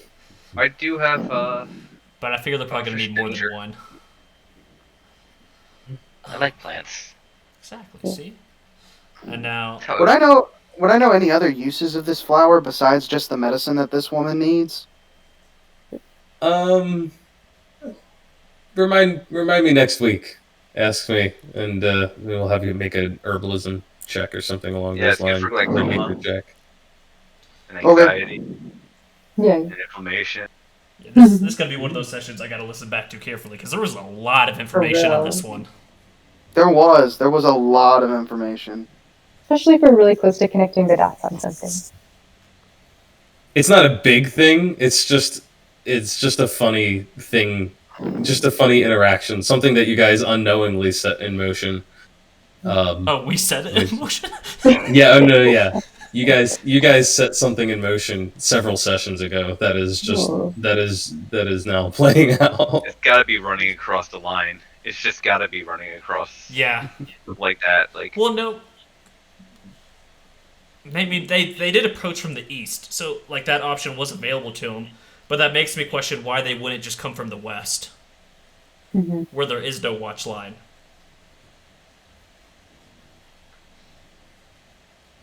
Which makes I don't know. They just have some more tricks up his sleeve.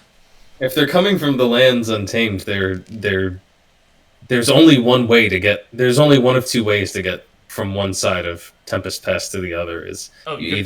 You're talking about those guys? I thought you meant the warforged. Oh, the warforged. Oh no, those warforged. Yeah. Oh yeah, no, this is probably 100% because we set those animals free. That's probably where they took them. That's probably where they came from. Druids experimenting on animals. Why else would an elephant have wings? Good question. Maybe, I don't know. We've been nice to everyone along this path so far. Yeah. You finally encountered something that wasn't just straight up trying to kill you. That was so nice. It was very nice. And I'm so glad I wasn't in the front. Yeah. We're not gonna get murdered this time! Yay. That HP that Safine handed out, instantly just gone. Yeah. It helped though. It didn't even roll that high on its attack, but that. I hope he's happy back on the plane of Earth. Just think, if we ever hit level 12, I could take Inspiring later. Ooh. If you ever hit level 12. If I said if. I didn't say when, I said if. You guys will get there. Don't worry. I know what are we on? 8 sessions? Yep. Is this our 8th? I'm just always forward thinking, like I said, about the magical secrets. I just love this campaign so much. Me too. I'm just ready to hit 8 cleric, so I get that ASI. that ASI. Jump up. I can bump up my spellcasting, bump up my AC, and I get to add my spellcasting modifier to my cantrips. I already know, when I hit 12th level, I'm taking crossbow expert. Yeah. You're gonna switch off your longbow? No, I am not. I am not using crossbow expert for what you think I'm using it for. There's one skill in crossbow expert that I am using, and that is it. I will never use it. Your damage. Gotcha. I am using it So that way I don't have disadvantage on close range shots. That point blank. So then I can make shots at point blank range or far away, straight rolls or advantage. I'll never have disadvantage. I did think about Sorcerer Initiate. Ooh. Or Meta magic? Or not meta magic. I really feel the one thing that lacks on this build is damage spells. A damage cantrip. Yeah, Eldritch Blast would be a good one for you. Eldritch Blast would be great if I took that. So what I'm just basically doing is I'm looking at Saphine because I got some spells I'm considering that would be like centered around Saphine. But like if I'm playing a lot more like I played today, then that's a waste of a spell. So I don't know. It could be nice to have. Saphine has been like the most fun character I had. Sorry guys, I'm really honest. I was very distant tonight. I just found out that like Thailand's shutting back down again, and I missed out on getting my shit underneath the window. I might still get in, but it might just cost me extra $800. Oh God! And it's just like, really, like. Yeah, sorry to hear that. And so I was like trying to read, and like they're gonna revisit, and might go back to the easy way in on January 4th, and blah blah blah blah. But I mean, it's gonna work out no matter what. I can just I've already paid my tickets to move them earlier because I was fearful of this. But like Singapore Air is just pay the difference, and the difference are only like $10, and they're just like whatever. So. It will work out. It's just like another stupid headache when trying to button things up during the holiday season. But you know, I won't be leaving on a Tuesday, so more games. Yeah, Max scheduling his flight so he couldn't be here, and then not even getting on his flight. I know. Lame. Good. Yeah, it sucks. I really hope. I mean, I've got a very tight window in and out, and I hope that nothing interferes with my flights, because if it does, it's gonna be real pain in the ass. Yeah, he said his were canceled due to winds. Yeah.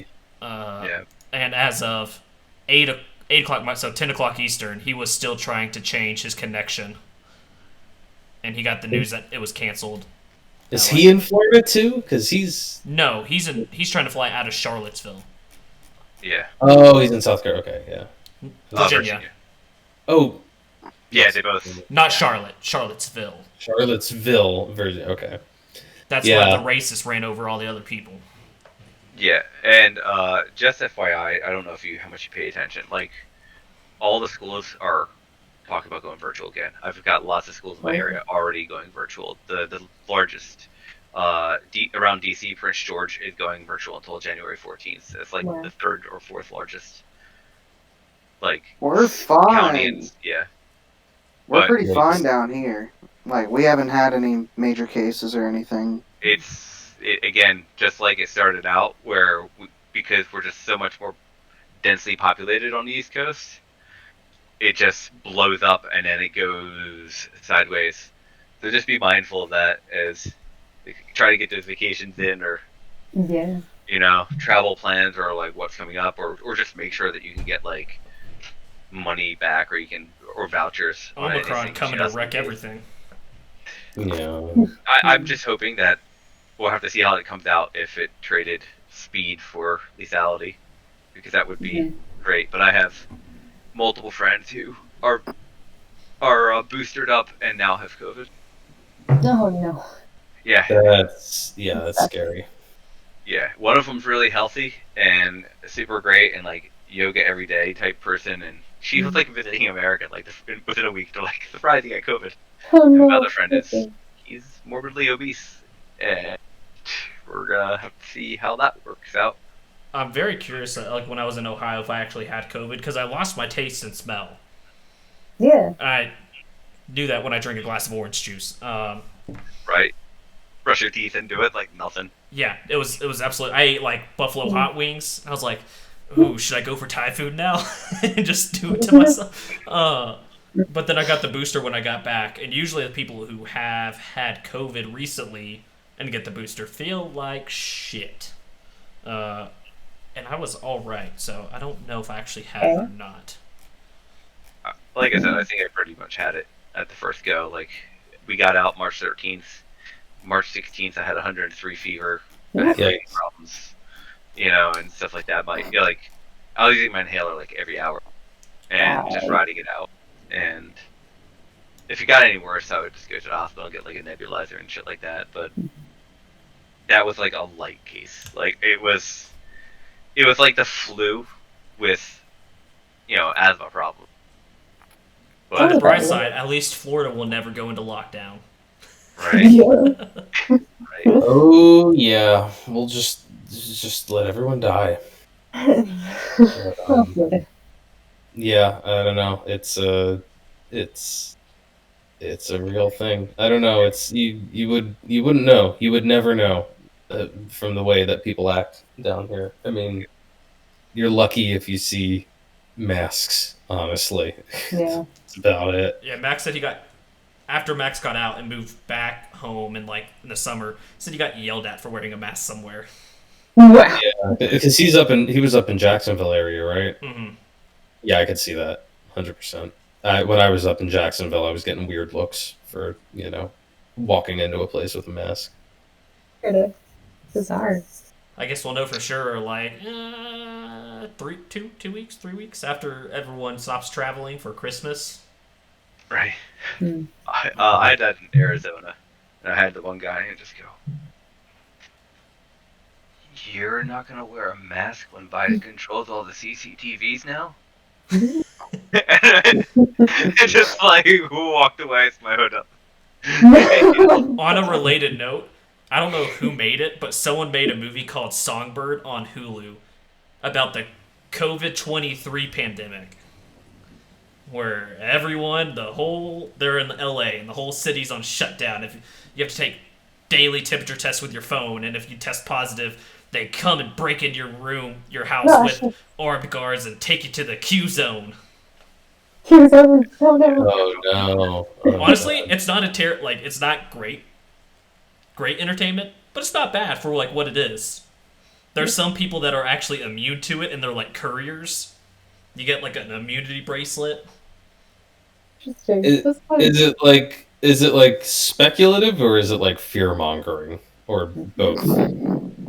Honestly, I think they just tried to make some quick money by putting out a movie on a circumstance that was happening at the time. We're gonna make a movie that's about a timely movie about COVID while filming under COVID restrictions. Yeah, they're 4 years into the pandemic at this point. Every year's gotten a new number.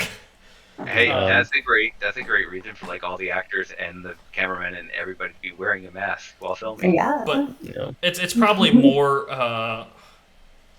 the perspective. It's probably more on the right side with how crazy the lockdowns are and how rich people can basically still move around all they want because they can afford all this stuff, and they can buy black market immunity bracelets and still travel, and everyone else is locked in. Still, it's a pretty good movie. Not gonna complain. Cool, it's got big actors in it. Oh. Let me. Charlie Sheen, Kathy Griffith, Craig Robinson, if you guys know him. He was in Brooklyn Nine-Nine, the Pontiac Bandit. Oh, Doug Judy. Yeah, Doug Judy. There's another dude. I think more people know him as Doug Judy than his actual name. Actually, they have a couple people from Brooklyn Nine-Nine. Oh god, Brooklyn I literally Nine-Nine just watched it. What's the main character? Jake. Jake's dad, the airline pilot. He's in it. Gotcha. I think Brooklyn Nine-Nine is a cleaner Dead Lizard Productions. And they're the guys who made, what's it called, Super Troopers. Yeah, the guy who wrote, I can't remember. Whoever plays Mose on The Office also helped write Brooklyn Nine-Nine. Yeah, Michael Schur. That's his name. Love that guy. Yeah, he did Brooklyn Nine-Nine, and he wrote on The Office, and he also wrote The Good Place, and I think He writes a also lot of my Parks and favorite Rec. shows. And Parks and Rec. Yeah, he does that workplace comedy, thing really well. If you guys watch Bob's Burgers, Jimmy Pesto is gone. Yeah, I saw that, He but I got- don't watch it. He got banned from any more of it because he participated on the January 6th in DC. I think he's FBI suspect 372. Oh, jeez. That, like, when you get labeled that, you're like, I fucked up. No, the funniest Oh, story coming out of that is some dude, I think he was either Texas or California guy. He flew out to DC, realized he was on that list, so he fled the country. He took all his money and ran. Wow. And where did he ran to Ukraine, Oh no! where so there'd be less government interference with him.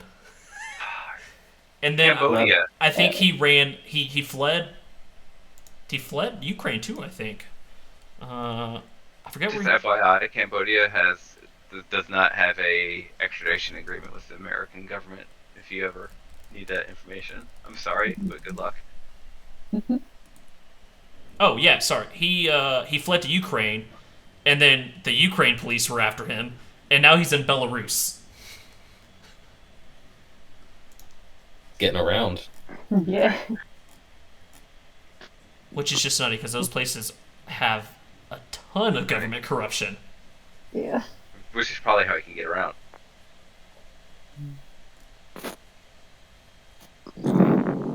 Well, I am going to sign off. I guess I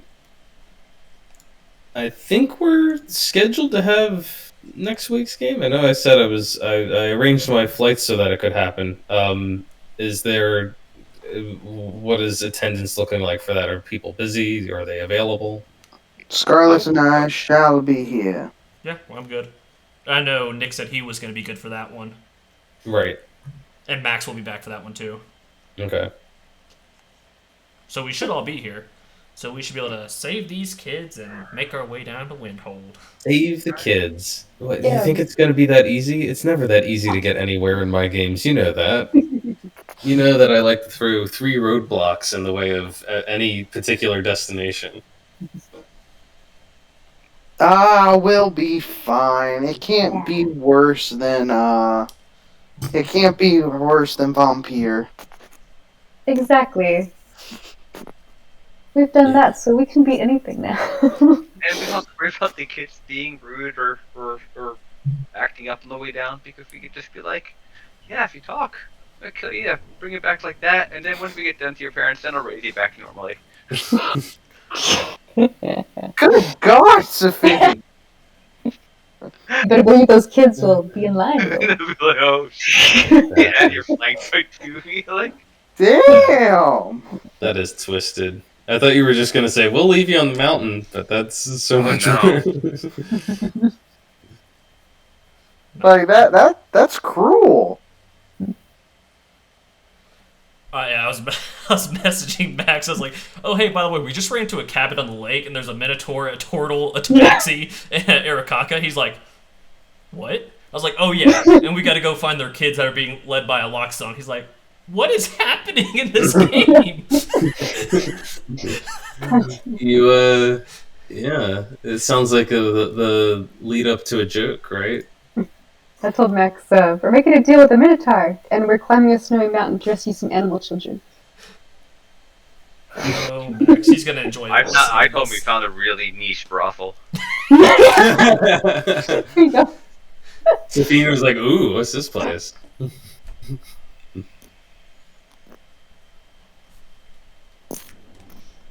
I'm gonna stop recording.